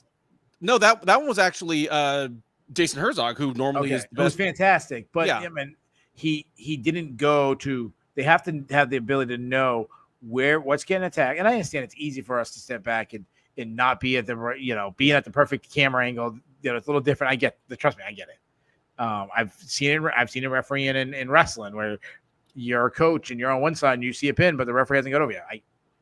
It's human. I'm on this side, it takes time for a second, but at least know when, so we don't have someone getting an arm. I don't know if McCann, I don't think her arm broke, but got extended longer than it should have. Like, you need to, while they're rolling, you need to be making that way up, because you should know what the person's going for and where the danger is. So, yep. It seems like when it comes to no contests, it has to be like made right then. If they announce a winner, if they admit they screwed up or a mistake happened, if they announce it right then, Kevin Holland versus Kyle Dawkins, where Dawkins won, but then it was the head clash. Okay. But when it goes later on and Emayoff and Curtis obviously was a head clash, but Curtis Gastelum happens. I don't know if that would have changed the fight, because there was but there's a big moment in that fight where it gave Gastelum the second round. Now there's no change because they fought longer on. A winner was decided later on. So I think DAKC's screwed. I think he probably is too, and that is unfortunate. And they had the ability to do something about it. They had a pretty long conference right after the fight with, the cage side refs. Like, yeah, it is unfortunate. Yeah. And yeah, they're humans. You're not going to catch everything. You're not going to catch every eye poke and every knee, knee to the groin or stuff like that. But there's Major League Baseball umpires are the best umpires in the world, and they still replace. The NFL referees are still the best referees in the world, and we've seen when we've had the replacement refs. There's still replays. Let's have replays. Let's use replays, and let's get the outcome correct. Yeah, I mean, not much more to say than that. Boss brings up one point that I want to say. Do you think the argument is that both of the fighters have been hit by it and affected equally? If that's the case, that is completely mistaken, because you know what? If the clash of heads involves the hardest part of my skull hitting one of the most sensitive parts of yours, we're not coming out of that even. Yeah, that to me, that's too. Regardless, that's too subjective. The only person who knows how affected they're hurt is the fighters themselves. Right. So it's too hard to answer, and that's why you have to stop the fight. You don't know how hard they are, and the chance of both of that. I remember once playing slow pitch softball, and I was playing third base, and the ball was hit to me, and I was kind of running to third, and a guy running from second to third, we clashed into each other, and we smashed heads, and he had to go out in a rescue, and my belt was wrong too. I was like, oh shit, but I wasn't affected like he was. Like, the chances of both being equally affected. I was hurt, but not like he was. Yeah. So, but that was his fault anyways, because I have the right to the ball. He should have moved around it. Fuck that guy. Anyways, I'm over my quota for Fs, so no more Fs the rest of the day. We can't put this fight off any longer, so let's fucking get to it. All right, one last one. Jamal Pogues versus Mick Parkin. Shout out to Jamal Pogues. We talked about on the preview show that there wasn't many Ponderosas left, but because of Jamal Pogues, there's still a few in business, because that guy, he put on some weight since his last fight, and not in a good way. Nope, not in a good way.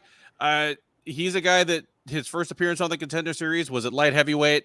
Once he moved up to heavyweight, he immediately started weighing in around 240, 242, 245. Here, he was 266 and probably had to cut a little water to get under the limit, and he did not look good at all. The next time you use the word light in Jamal Pogues, it's most likely a Bud Light or something like Coors Light or something, because dude is backing on the pounds. I'll say this.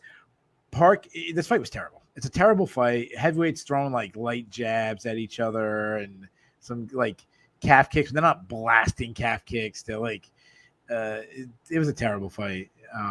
If you're gonna give me this terrible heavyweights, I want them to at least get rid of all technique and just swing. Like, give me that at 5,000 fight. Like wait, Kimbo and Dada 5,000. I'll watch that fight 10 times. Like, I remember Jimmy Smith said something during that fight. They were going, I don't know what round it was, but I think they're going to the third round, and Jimmy Smith's like, it is awful, but you ain't gonna turn it channel. Jimmy Smith is amazing. And I was like, you're absolutely right. like this is terrible. It's entertaining. Like, give me those worse techniques than this. This was terrible. This was like two Chase Shermans having a light spar. Oh God! Did you have to bring? Just when I thought the fight couldn't get any worse, you had to throw Chase Sherman's name in it. Terrible. And Bass just wrote that Chase Sherman beats him. Yeah, he does. I don't know if he beats. Well, he beats Pogues for sure. Mick Parkin, I'm not sure yet. I'll say this about Parkin. Parkin was a much different fighter than I spoke. Because when you watch the Contender Series, he looked kind of sloppy. He was polished. I'll say that he was controlled. He was polished. He'd go to the head. He'd go to the body. What's the kicks? He kind of worked all there. He was very more technical and calm, but boring. Boring. I mean, and he made the point. He's like, I work with Tom Aspinall. I'm sure he's probably improving a lot in the gym. Yeah.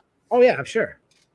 What he looked like is he looked like Jake Collier decided to like get back into shape, but like didn't go all the way. Yeah. But like his face and his haircut, like he looked. It's like that middle picture. Like when you get like 8 pictures of like 2 weeks and 4 weeks, he's and in the 12th week, this way it looks like he's like that 6 week mark. Like, oh wow, he's starting to show some definition in the back and yeah. It's like halfway through his PX90 or something. Parking, like I said, he was technical. He's born. Parking felt to me like a golf. You watch golf? Never on purpose, but I've seen it. Okay. Yes. You ever but you have people who do someone who loves golf, and you're like, man, how do you like golf? It's so boring. And they go, oh, dude, you don't know how hard it is to hit a golf ball, and then you got to have this right and that right, and you're like, and I'm like, yeah, that's cool. Like, I never said it was easy. It's still boring as hell. Yeah. I always laugh when UFC or any really MMA announcers say that a fight is like, this is turning into a real chess match. I'm like, that's fine, but chess isn't very exciting to watch in real time either. Like, yeah.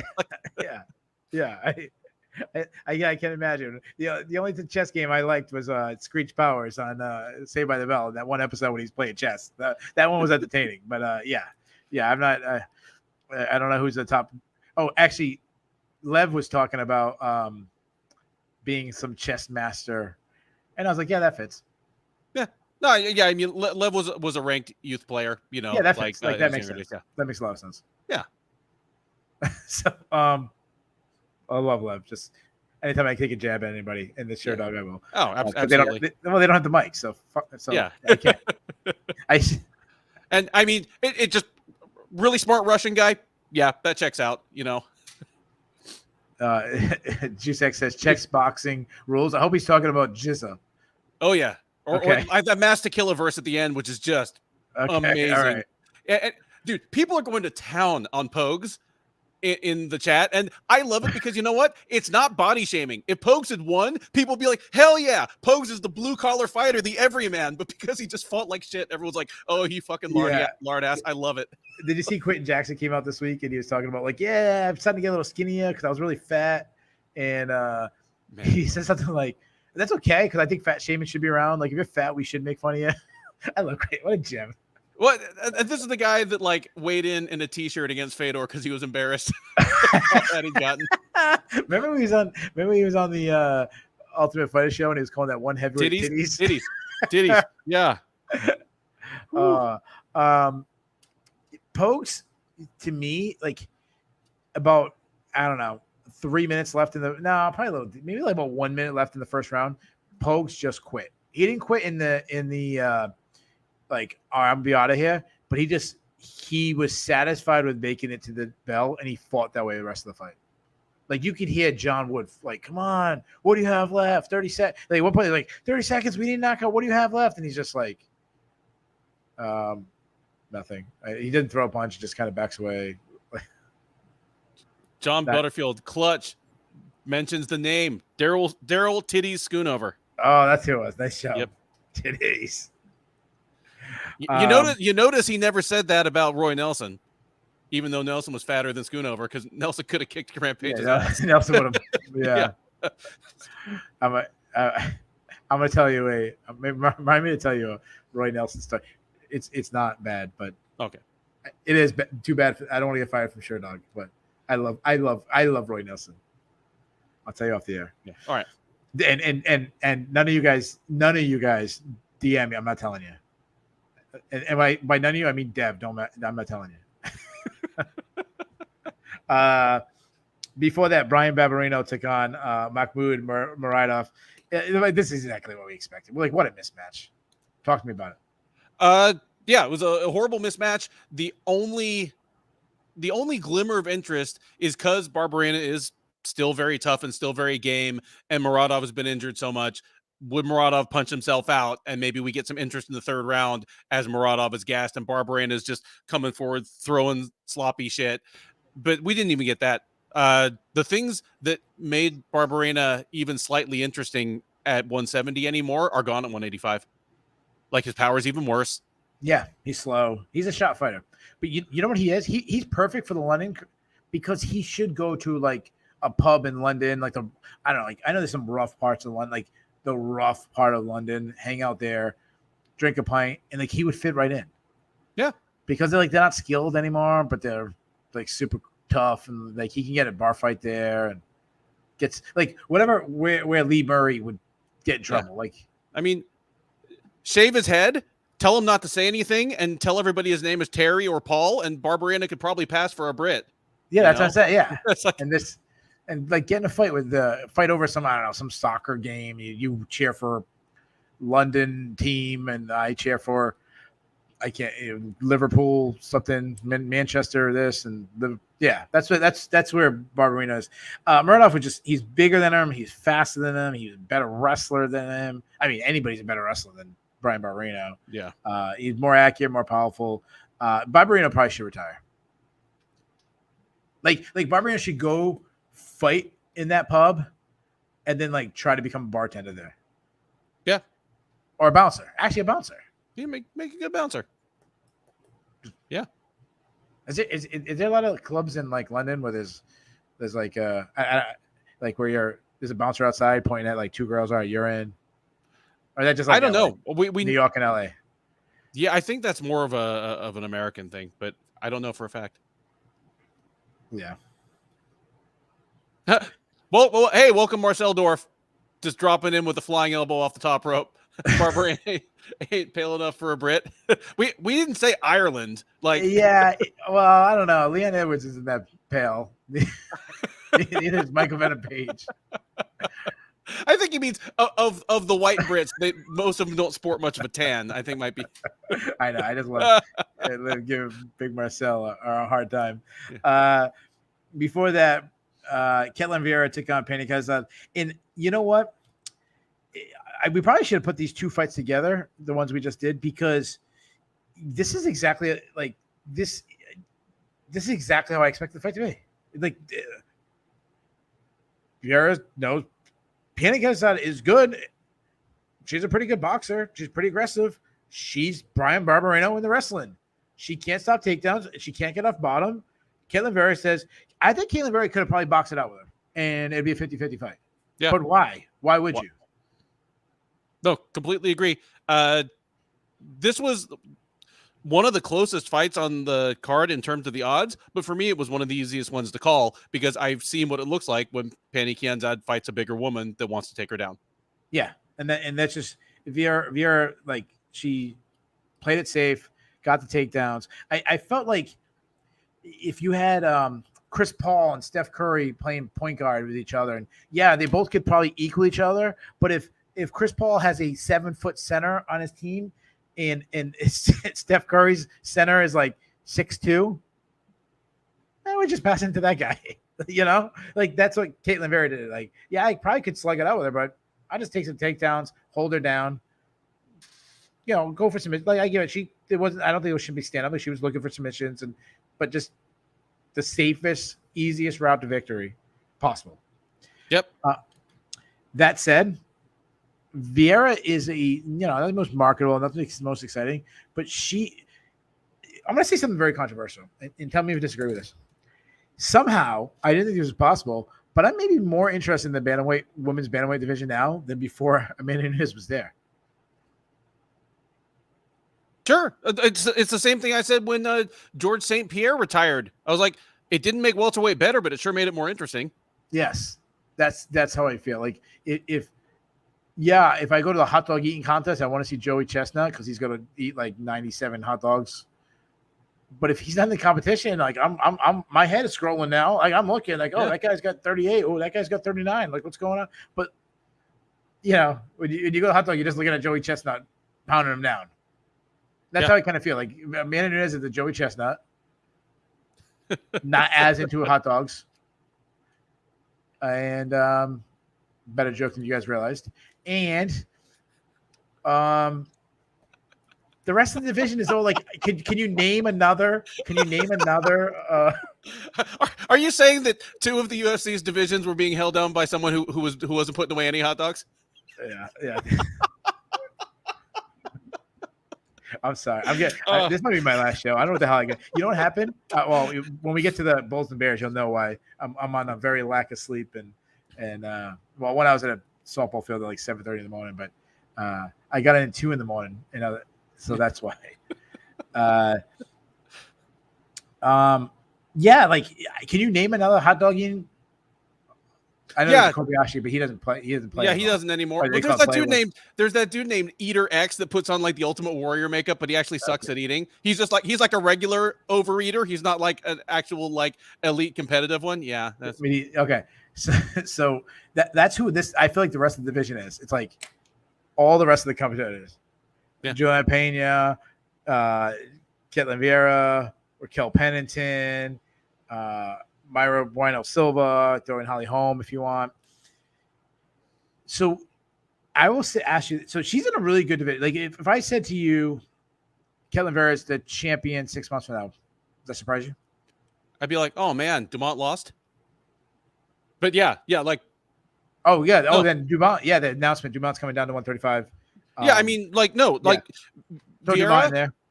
Like if you throw the names into a hat, like Dumont, Vieira, Pennington, and Pena, I might actually take Vieira as the most likely out of those, just because I'm not sure about how the weight cut would go for Dumont. Yeah. Big Marcel mentions Jermaine Durandamy. It might be taken over when she comes. If she comes back soon, he said he's not kidding. Yeah, I can see that. That's why I feel like it's exciting. Like, like that one time you play basketball and you have that kid who's like really good at basketball. He doesn't show up, and the rest of you are like, all right, cool, yeah, like right. Passing the ball. I'm scoring today. Like, give me the rock. Shooter in the house. Sky hook. Let me ask you this question. And who's the best 135-pound fighter in the world right now? I'm obviously not counting Amanda Nunes. If we really believe she stays retired, who's the best fighter in the world? Not by rankings. Not like, okay, this one beat this one, so logic. I mean, right now, you got to put a pin on somebody. This is your flag bearer. This is the best one. Who is it? And you know what? Big Marcel, challenge you. Tell me who the best. Not Jermaine Durandamy because she's not in the UFC, but who's the best in the world right now? Man, that is an amazing question. I know. And that's why I'm the best in the biz. Aljamain Sterling.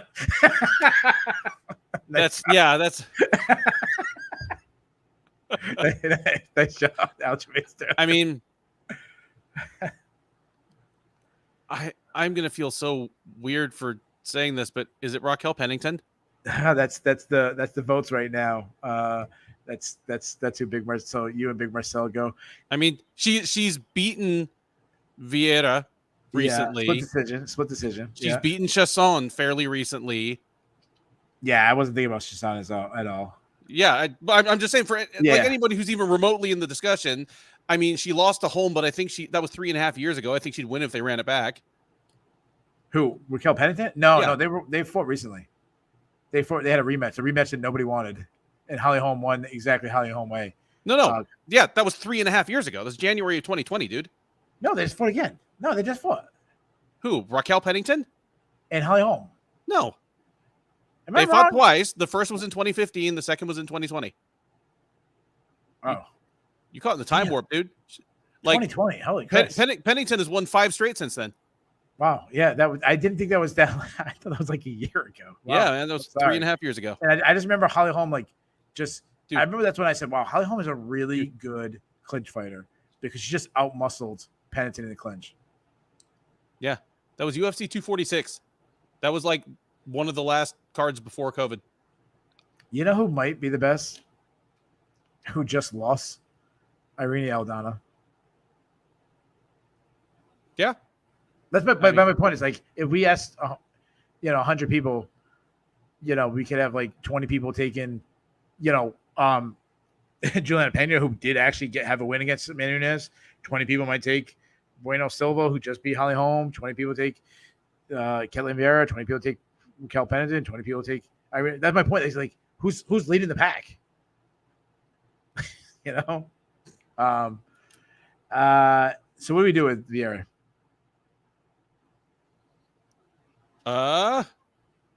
Leave her in orbit because I think she's either fighting for a vacant title or she's the first challenger for whoever wins it. Yeah. What do you think about what do you think about doing like a little mini tournament like they did Demetrius Johnson winning the flyweight? I know that was inaugural, so it's a little different, but get those 4 like Pena, Pennington, Dumont, and Vieira all into a. Or are you saying see if Durandamy really wants to come back?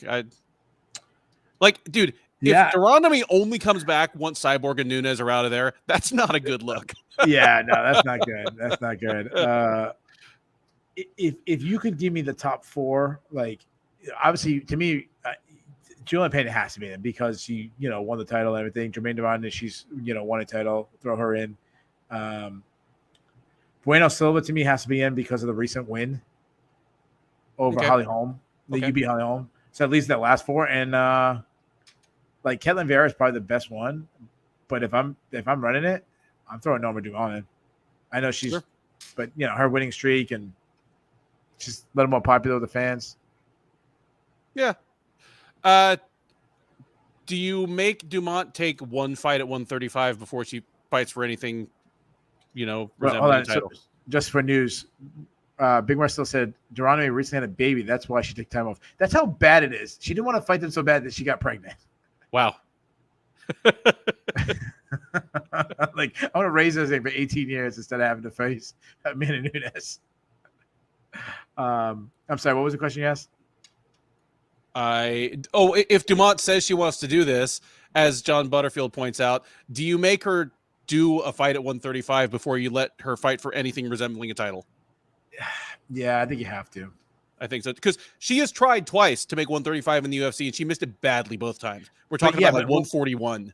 Yeah, when we talk about the fighters in the division, give all the people left, she's the most marketable. Oh, yeah. She's the one I'd want to be my champion. Dumont? Yeah.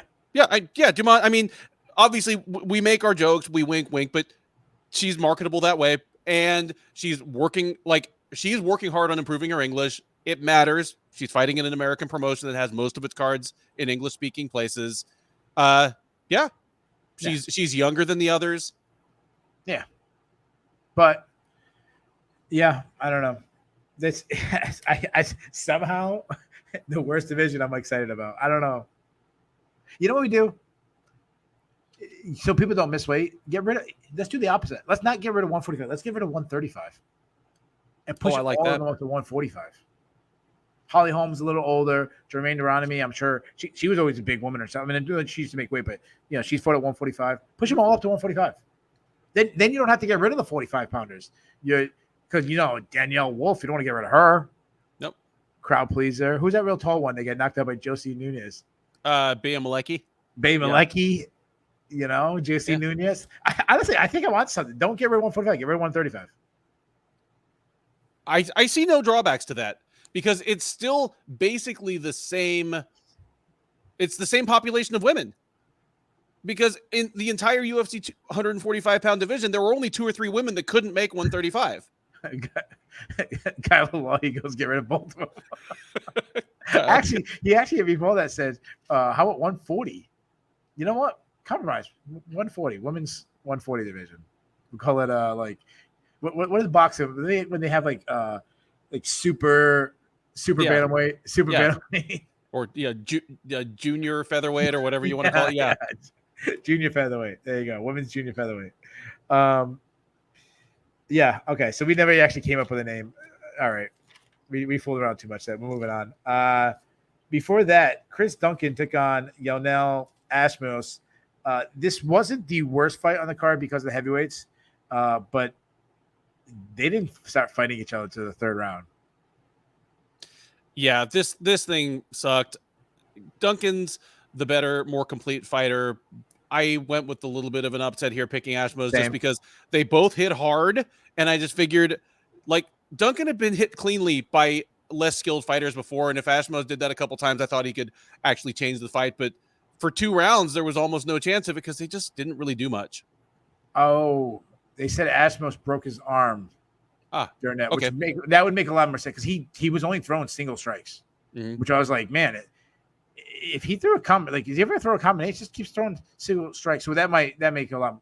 And I guess, trust me, it's easy for me to say, oh, throw the broken arm anyways. Like, yeah, but that makes a lot of sense. Okay, so I'll give him a little bit of pass because to break your arm and still make it 15 minutes.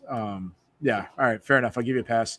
How many touching the gloves did these guys do? Like, Jesus, like every second. Like, it felt like a sparring match. You know what it felt like?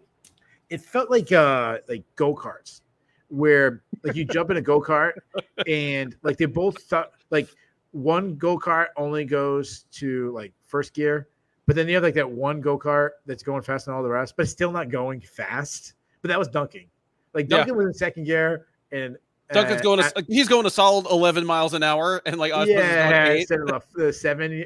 And then you complain, oh man, yeah, you got the fast go-kart. I would have beat you if you know mine didn't go any faster. It's like, yeah, that's what I felt like. I was in the Ashmos go-kart watching the Duncan go-kart go by. Yeah. Before that, Shayna Bannon took on Bruna Brazil. I didn't catch this because like I said, I was during the softball. They said that Conor gave a scorecard in that fight? But he sure did. And I'm assuming, without even knowing, I'm assuming he scored it for Shayna Bannon. Yep. That's fantastic. God, dude. Besides the criminal stuff, like Conor, don't change. Like don't be a criminal. Yeah. Like don't change. Like be that like super like about your people. Yeah, because I mean, she even was given interviews this week specifically about how Conor's been super supportive of her. Yeah. And hey, I mean, better that than dragging her into a bathroom. So, you know, yeah. So support your country, women. But Bannon, she ain't good, and she looked like a rotisserie chicken. No Irish woman should be that tan. But it's not even a good. It's not a good tan. It's like she's fit girl. So she's got that like that black card membership at Planet Fitness. She's got those like Planet Fitness ones. Yep. So she just got that real Jersey Shore look going on, like that, looking like, you know, Dan Mergliotta about 5 or 6 years ago. Like, dude, are you rubbing yourself down with Deck Stain? Like, what is that? You get that like weird orange. It's not even like it's not orange, but it's just like, what the hell color is that? Like mahogany. It's like, yeah, it's. But you didn't get the stain. You got the deck paint. The deck paint, not the stain. It's like, that's opaque. You look like an Oompa Loompa. What the hell is wrong with you? I don't want to take it. Brazil looked good. I mean, she was sharper. I will say this about Bannon. She made she did not. She was overmatched. She does not have the tool. She doesn't have the tools to compete in the UFC. Kind of just has these weak Taekwondo type kicks. Mm-hmm. But what she does have is she has heart. I'll say she didn't stop. Nope. I mean, she kept throwing those little Kia kicks, which made the fight closer just from volume sense. Like she was out volume Brazil. Mm-hmm. Brazil to me, needs more than athleticism. Like, she's all athleticism. Yeah. So her ceiling is that. It's just, I'm fast. Like, they had a race, she'd smoke her. You know, they have a cartwheel contest, she'd win. But not much ceiling for Bannon and very low floor. A little bit more, like, pretty decent ceiling for Brazil, but still, like, almost the same floor. Yeah, agreed. Like, it feels weird to say this, but Brazil just, she kind of needs to learn to fight. Like, she's got a natural head for it. She has good athleticism, but yeah, just isn't super great at any one thing, and that doesn't really throw together game plans. Yeah. Best, you haven't been to a cartwheel contest? I don't know. All right, so sorry. So she beat her like she'd win in Twister. Am I a creep if I say I want to see it? This show's off the rails today. It is off the rails. Give me a 15 fight card in the middle of the day. So you get what you get. Jeff Filo took on Daniel Barres. This was a fun fight for one round. It was your classic striker versus grappler, and they both had their moments. Yeah. Like, the first half of the round was like, oh, wow, Barres looks sharp, dropping them, stunning them. Then Fiallo had his moments, gets the takedown, and he's a stud on the ground and getting the submission. That said, I feel like that Muradov was an outlier. Like, we're going to talk about, imagine how good he did in that fight. Oh, the Mokaev? The Mokaev, sorry. Yeah. Mokaev, yeah. Mohamed Mokaev was the outlier. You know, like, it was his what's the guy there? Lando Venata. Yeah. Yeah, where he's going to cruise for a long time on the back of just being unexpectedly competitive once. Yeah. Yeah. Tim Elliott versus Demetrius Johnson winning one round against Demetrius Johnson kind of thing. But yeah, he wins by first round submission, but like, to me, I like him less.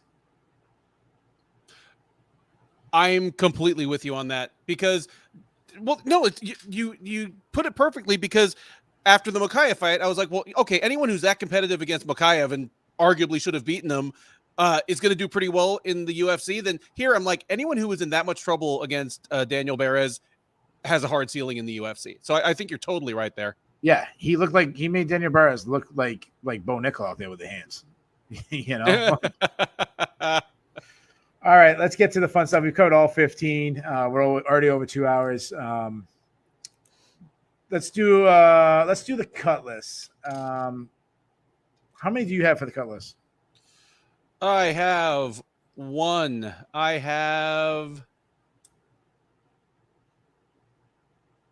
think I just have one. Is it just one? All yeah, right. I have one. Who's your one? Brian Barberena. Same. Like, you've lost 3 in a row. Yeah, I know you moved up in weight, but like, you didn't look any better there. You're losing, and you're not terribly competitive in your losses. And and in a lot of your fights, you're taking a lot of damage. Yeah, same thing. I mean, to me, like, he should be retired. Just, yeah, not good. Not a good run he's been on. Sorry, I'm distracted as I forgot to take my notes for the Bears. Let's get to anybody have a cut list? Let's see. Bass cuts Pogues, Barberena, DKC, Roberts, Herbert. Boss is just going scorched earth. Whoa.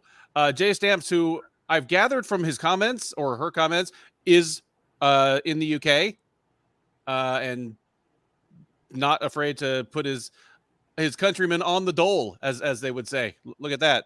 2 Brits on his cut list. All right. Let's hold off on the Bulls biz. Let's do Dude Seriously. Do you have any Dude Seriouslys? I really got mine off my chest with my little rant about the reffing in the Alvarez versus Jacasey fight. All right, I got a couple. I have I have 4. So here's mine. So I'm gonna get you a Dude Seriouslys, and if you have any, we'll read the Dude Seriouslys. I think Dude Seriously might be my favorite part of the show. I don't know if it's caught on with everybody else, if it's just my personality that I like it, but you already talked about this, but Johnny Parsons calling out Patty Pimblett after one win in the UFC. Like, dude, seriously? What was his name again? Wait. Sluggernaut? So the Sluggernaut, yeah, Patty, you want to slug it out? Because I'm the Sluggernaut or some shit like that. It was so bad. It was bad. Like, such a fun fight. It was so fun, but and then cutting the worst promo. I love Paul Felder. Like, I could hang out with Paul Felder, redhead stick together. But how about Paul Felder? They announced Islam Makhachev's fight in Charles Oliveira at UFC. I think it's 294. I think it was. I think it's 294. Either, it doesn't matter. Whatever. They're fighting. I think in October. Paul Felder goes on this rant about how great Alex Volkanovski is. He's like, "Oh, Islam Makhachev." Then goes, "Just beat Alex Volkanovski." Goes off on how great Alex Volkanovski is. And then and he's like, "Oh yeah," and he's fighting Charles Oliveira. Like, he almost forgot to mention Charles Oliveira. Like, Paul, you're a gem. Did you catch where Stoliarenko goes, "I'm gonna make it be"? You already mentioned this, but she goes, "I'm gonna make the arena silent," and I like silence.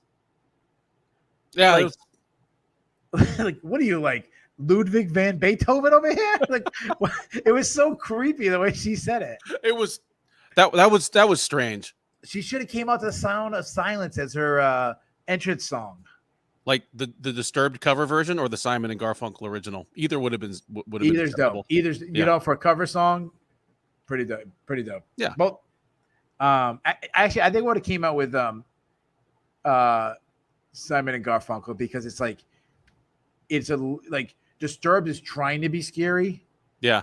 Well, like, Simon Garfunkel is just scary because it's like these two nerds with that like pitch voice. Yep. Yeah. Like, I picture Jay Petrie listened to a lot of Simon and Garfunkel. Nah. And last one, I said I would give Tom Aspinall a 99. The 1 point, dude, seriously, what the hell was up with that entrance? It was like a motivational speech, and then it was like this weird music. Like, dude, seriously, it was interesting. Yeah. Bass, we did not say a Disturbed song is dope. We said a song written by Simon Garfunkel. And her walking out to it would be dope. Like, not that I crank it in my car. Yeah. All right. We didn't do the awards. Do we have the awards? We do have the awards. There are some. There's a fight of the night, and there are two performances of the night. All right. So put out yours, and then Ben will tell us what the official ones are. Ben, what would your choices have been? Performance of the night. Much as I hate to give it to a main event fighter, I mean, Tom Aspinall, that was a defining performance. Yep. And then probably my other one, probably Stoliarenko, honestly. I have the same ones. What up? Too. And again, I hate main and co-main, but yeah. But the co-main fighter is allowed to get it when it's someone who would have been on the cut list if she lost. Yeah. Like, $50K is life-changing money to Stoliarenko in a way it probably isn't to most co-main event fighters. And then fight of the night.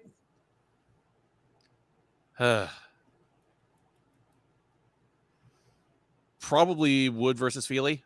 Thought that was a good fight, like 3 good rounds. It was competitive. Yeah, that was a great fight. That was a good one. That's the only. So you want the top. You give the awards to the top 3 fights. Yeah. I'm going a little deeper. I'm going Roberts and Parsons. It didn't go all 15 minutes, but that was a fun. While it was happening, they were banging each other out, and that was fun. Yeah, the second round was. It'll be on the list for round of the year probably. Just how bad they.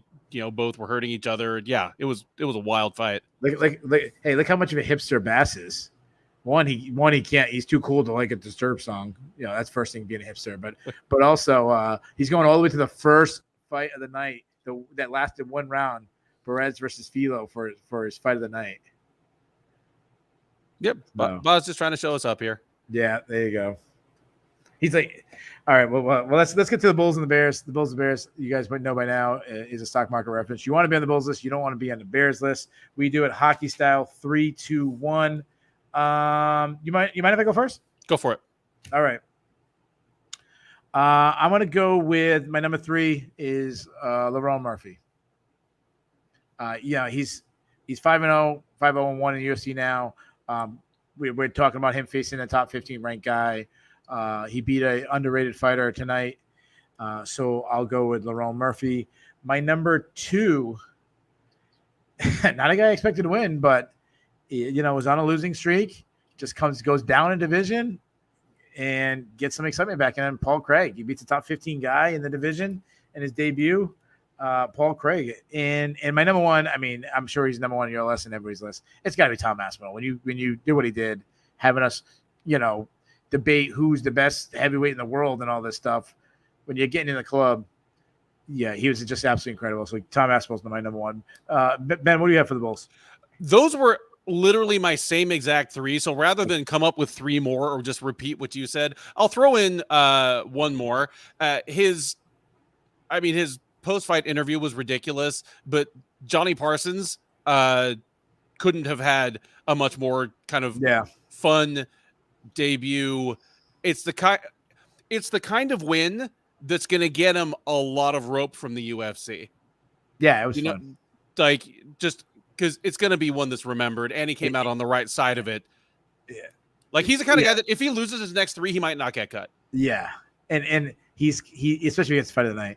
That was a fight of the night. The fight of the night was Roberts versus Parsons. The performances of the night went to Tom Aspinall and Paul Craig. And who was the last one? Paul Craig. Oh, so Stoliarenko didn't get anything. Yeah, Stoliarenko didn't get anything. Oh, she got to keep her job. There you go. Yeah. She's like, they're like, you're not getting 50K, but you're getting another 12 and 12 4 months from now, maybe. Yeah, you keep the badge. Yeah. Yeah. All right. Did you have any other roles? No, I was literally put down in my notes the same 3 that you did, so I just added the one more in Parsons. That's it. All right, let's go to the Bears. These are the ones who had a bad night. I'll let you kick that one off. Okay. Bears. Got to throw out Molly McCann. And you and I have said a million times, at least in the UK, she is getting the kind of stardom that isn't directly tied to having to win all the time. But there is a world of difference between getting run over by Aaron Blanchfield and getting run over by Yulia Stoliarenko, who is, coming into this fight, she was one of the worst fighters in the UFC, pound for pound. And just getting trucked by her in under 2 minutes is a bad look. And it matters because it was hard for the UFC to justify putting this fight in the co-main event. And it's going to get to the point where it's hard to justify putting her on main cards. Also a bad night at the office for Andre Muniz. Like you said, he's gone in the last 12 or 18 months from being the dark horse, hipster future champ pick at 185 to a guy that might be on our cut list after his next fight. He's just not only losing, but not looking like the same guy. And my last one I will throw out there is Brian Barberena. I like moving up in weight better than moving down in weight as kind of a desperation move to try to shake things up. But all the things that were bad about him at 170 are still bad. And the things that were good are no longer good. And he looks like a guy increasingly without a place in the UFC. Yeah. Those were literally my top 3. I had a couple backup ones. So I'll only give you 2. I'm gonna go to the London crowd. Juice kind of mentioned it. Very quiet for them. We talked on the previous show about how exciting London crowd could be. For London, still better than a lot of crowds in America and everything, but they were quiet. Even Molly McCann's entrance, I expected this big moment. It wasn't really buzzing. It was. I know the prelims was empty. Overall, come on, London. Is it the other parts of the UK? No. O2 in London is where the real memorable moments last year were. Yeah, and here it was just dead, and I have no idea why. Because the only thing it was missing was Patty. It had Molly McCann. It had Tom Aspinall. It had 13 UK fighters in 15 fights. Could it be that they haven't been going back there? Like they weren't going back there for a long time, and now they're kind of back there. So now you probably went to a card a year ago. You kind of get in the, kind of like, know, you're not into it as much because of that, because you've been there. Maybe that's it. You spending a lot. You had to go. You spent a lot of money. Last time you went, Tom Aspinall tours. So you're a little disappointed. So, which is the perfect transition. I'm going to give you a bonus one. It has nothing to do with MMA. I just want to get this rant out of there. I said I got in at 2 a.m. I got in 2 a.m. because I went to the Luke Combs concert last night, Gillette Stadium. For all you Europeans, that's a American country singer. Ben, that's American. I know you don't know who that is. You're a rocker. I brought my daughters, their first concert ever. They're both their favorite artists. I did it because they both finished honor roll this year. Oh, high that's honors, awesome. Both of them. So I was giving them a gift. It was at Gillette Stadium. That's where the New England Patriots play. Outside, it downpoured rain. He went on. This is my favorite singer too, a country singer. He went on. He played, I think, like 4 songs. They broke for an hour. He went back on. He played 2 or 3 songs, and that was it. He's playing tonight in Gillette Stadium, like basically right now. He'll start. He normally plays like 27, 28 songs. He played like 7. And this is what I'm saying is, your boy's a bitch. Taylor Swift played at the same place. It rained.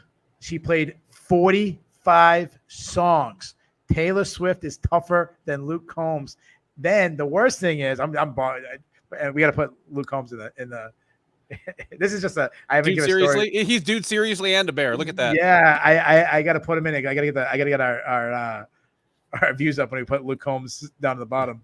Well, then let's keep talking about Taylor Swift. I mean, Taylor Swift knows if it rains on you, you just shake it off. Yeah, so I'll be shake it off. Wait, so he claims he comes out. This is what he claims, because then he lies to the fans. He says, "Oh, they told me I can only do 2 more songs." So he plays 2 songs, and then he tweets out, because everyone went crazy on Twitter, like, "What the fuck, dude? I just spent." Me too. I spent like $500.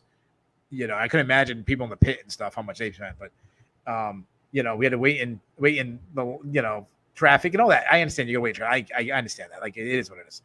But then he tweets out, "Oh, the fire marshal said because of lightning and everything, it was too much. It was too dangerous. I had to shut it down." Oh yeah, but he lets you go back out, and then he goes, "Oh yeah, you can go back out. It's so dangerous. You can, but you play 2 more songs and then end right at the 11 o'clock curfew." Right? Like, just weird that you ended right at the 11 o'clock curfew, because I talked to police officers. If they go past 11 o'clock, they have to pay a $15,000. He didn't want to pay a $15,000 fine. And if the numbers can be off, but come on, Luke Combs, be better. And then, Jesus Christ, how about this? You're going to come out. You have 2 of you. I'm going off. I'm sorry. Are you kidding me? I love this. People are like, what the hell? What the hell are you going after Luke Combs? You're my favorite singer. My daughter's her favorite song is the song "Beautiful Crazy." She wanted to hear that song all night. She didn't even get that. She almost cried. She's like 12 years old. She's emotional. She's 12. She said to me in a car, I almost broke my heart. She goes, "Daddy, I don't know if he's my favorite anymore." I almost died when she said that. Ooh. Bass just said, "Ooh. Listen, I haven't fought in a while. I will fight. I will beat that." We can do it at heavyweight. I don't know if you're familiar. Are you familiar with Luke? He's a big fat guy. I know what he looks like now. Yeah, I'm a big fat guy too. So we can slug it out at heavyweight. I will whoop his ass. I will end him. I'll be like the Slugginator out there. Sluggernaut, whatever it was. The Sluggernaut. I'll come back out for Luke Combs. Dude, he has 2 hit songs. One is called Hurricane. The other one's called When It Rains, It Pours. It is downpouring rain, and his dumbass didn't even think maybe we should sing those 2 songs. Are you kidding me? What the hell's about, dude? Luke Combs. I heard his cover of Tracy Chapman's Fast Car in a store today. There's our Luke Combs connection. What'd you say? It's what? His cover of Fast Car by Tracy Chapman. What about it? I heard it in the store today. Oh yeah, you can't read it ever. It's like the #1 song on the radio. Yeah, there you go. Yeah, it's fantastic. Anyways, I love the guy. The guy's talented. He's great. I like every one of his songs. He's my favorite guy. But dude, reimburse this money or reschedule. Do the right thing. Oh yeah, I'll give you another one for Taylor Swift for all you Swifties, because we're very popular with the Swifties. Taylor Swift had a lightning storm one in Nashville. She paused for 4 hours. Re went and sang 45 songs. Ended at 2 a.m. Taylor Swift is tough for Luke Combs. Do what's right. Luke, reimburse us, you bum, and I'll fight your ass. I'll whoop your ass. Anyways, there you guys have it. All right, let's move on. All right. That's just for those, right? I'm just joking. I would whoop his ass, but I'm just joking. I'm so happy right now. What is your grade for this card? Oh, B, solid B. Like, I'm a little soured just because of, the decisions and refereeing I didn't love, but it's great to have Tom Aspinall back. That redeems a lot to me. Yeah, B. Yeah, I went B minus. But yeah, I mean, what the hell's the difference between B minus and a B? I don't know, but it was like on its way to like a C minus. It was like snoozing. The prelims was like decision, but it finished strong. Between I think about the Craig upset, the way he did it, the stare down, the wood fight was fantastic. Obviously, on the prelims, I don't want to dog all the prelims. Roberts and Parsons was really fun. Stolarenko, I wanted something to happen. I wanted either Molly. What I really wanted is I wanted Molly to have some crazy knockout, the crowd going crazy, Bear going all over the place. What I wanted was a crowd to get their money's worth. You know what I mean? You pay for something, you get a money. You don't get a fucking half of a set. 7 songs. You don't even play your best fucking songs. He comes back out and he plays with the wild things. That's like if we're ranking his songs, it's like his 77th most popular song. Yeah, I get 3 songs left. Let me go with that one. And then let me sing Fast Car. Let me sing somebody else's song. You didn't even play your own songs. Anyways, don't play Beautiful Crazy. Don't play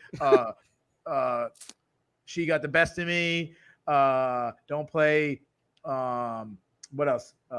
Better Together, Forever After All, 5. I'll keep going. I love the guy. Not anymore. Anyways, so sorry. And then the obviously Tom Aspinall main event. So no more Luke Combs. B minus. All right.